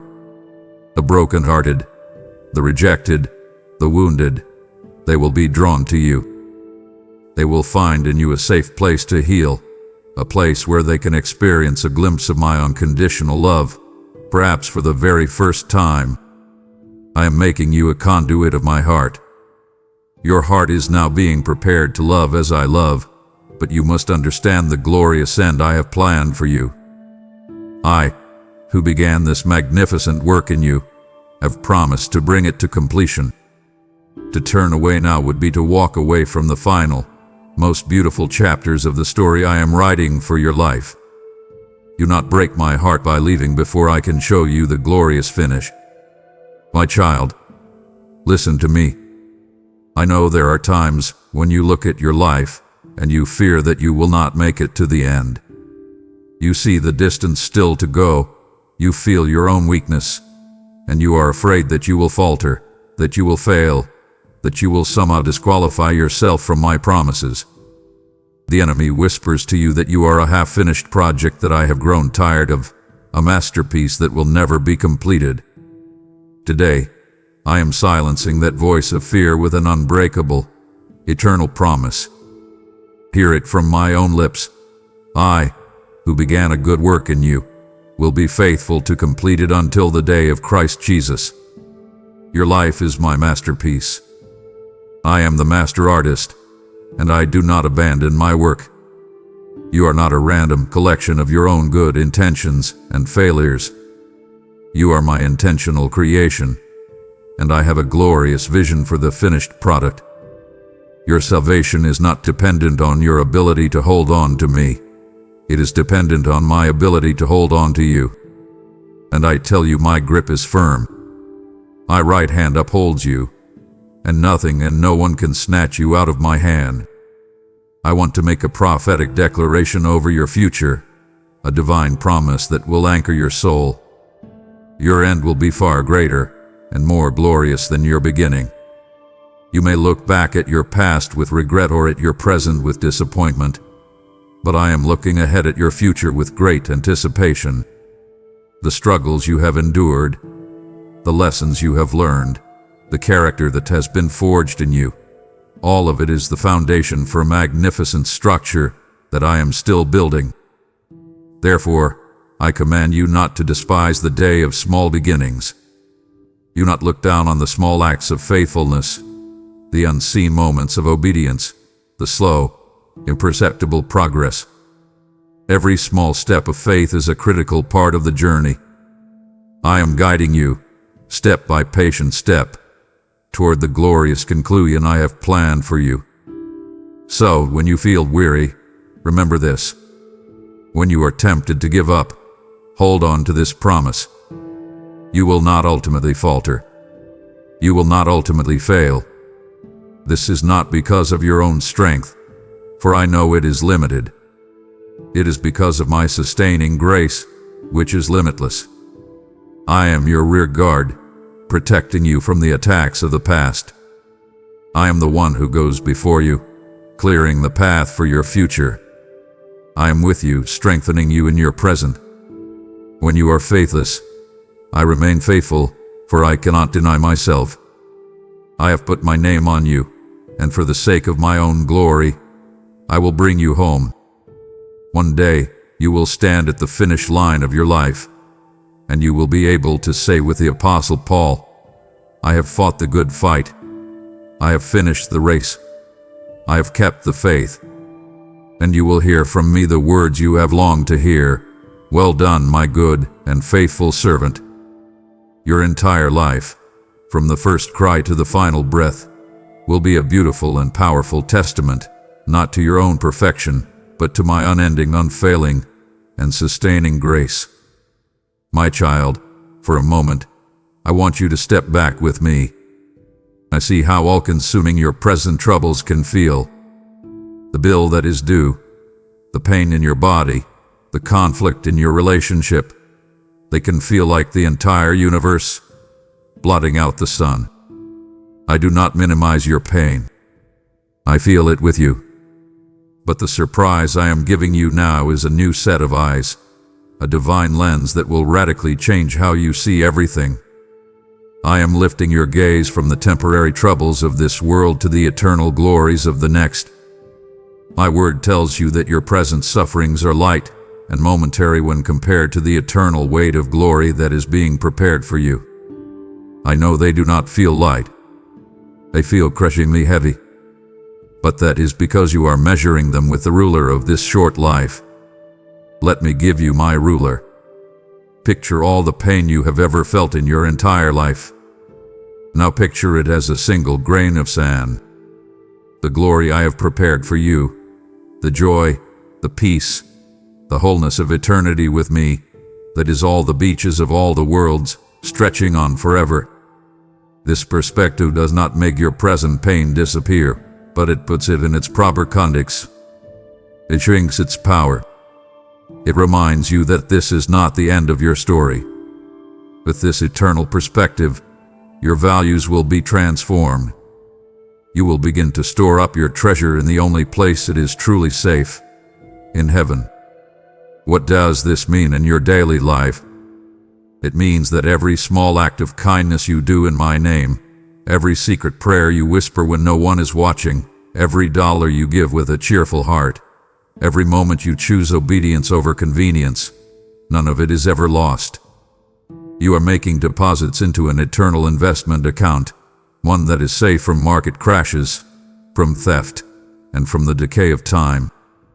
The things the world chases, fame, wealth, power, you will see them for what they are, fleeting and temporary. And the things the world ignores, love, mercy, faithfulness, you will see them as the true currency of my kingdom. This eternal lens will bring a startling clarity to all your decisions. When you are faced with a choice, you will no longer have to ask only, what is best for me right now? You will begin to ask, which path has greater eternal value? Which choice will produce a harvest for my king? The answer will often become simple. The fear of missing out on some worldly pleasure or opportunity will fade away in the light of what is to come. And this perspective will finally conquer the last great enemy, the fear of death. For you, my child, death has lost its sting. It is not a terrifying end. It is a triumphant graduation. It is not a leap into the unknown dark, but a joyful homecoming into my waiting arms. As you truly begin to embrace the promise of everlasting life with me, the fear of dying will be replaced by the quiet, confident hope of seeing me face to face. This eternal perspective is not an escape from your present life.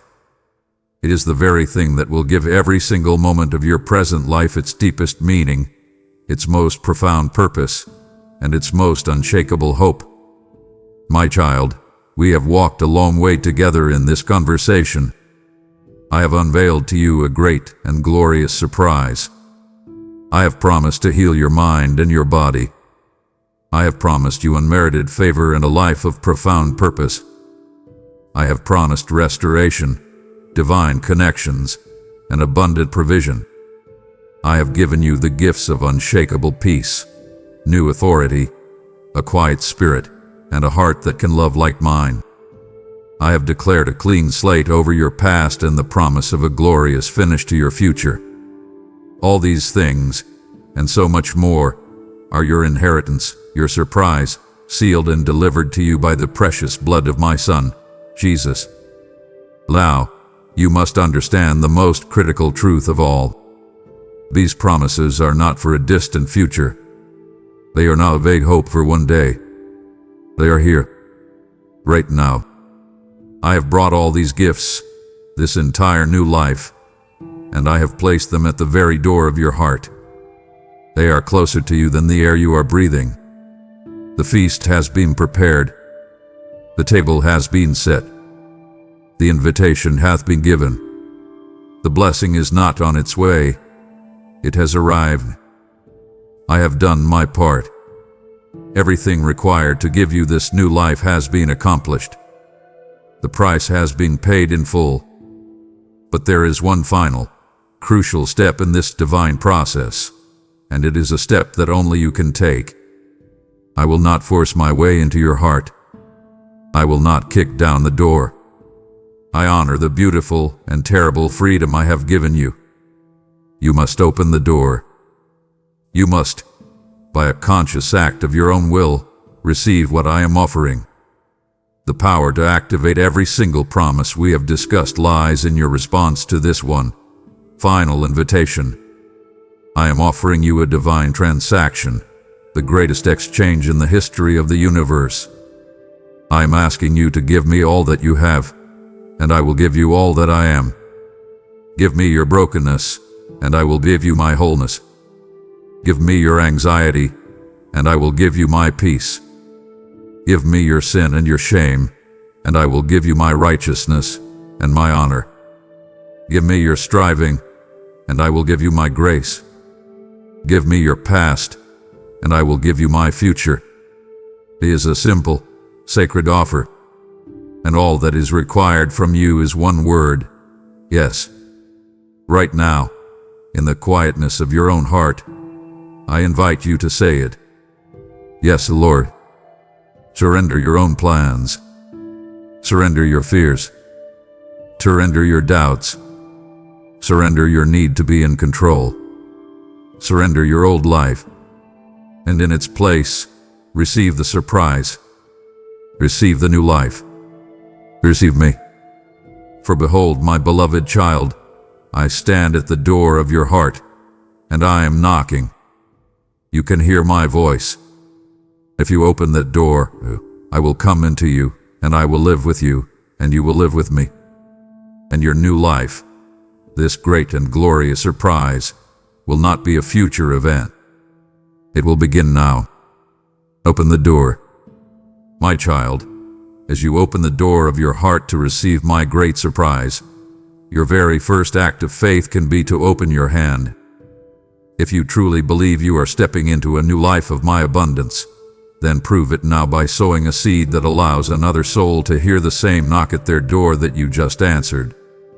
Let your gift be the powerful first fruits of your new inheritance, a prophetic declaration that your season of lack is over and your season of overflow has begun. Because of this act of faith, I declare that I will meet all your needs according to my glorious riches.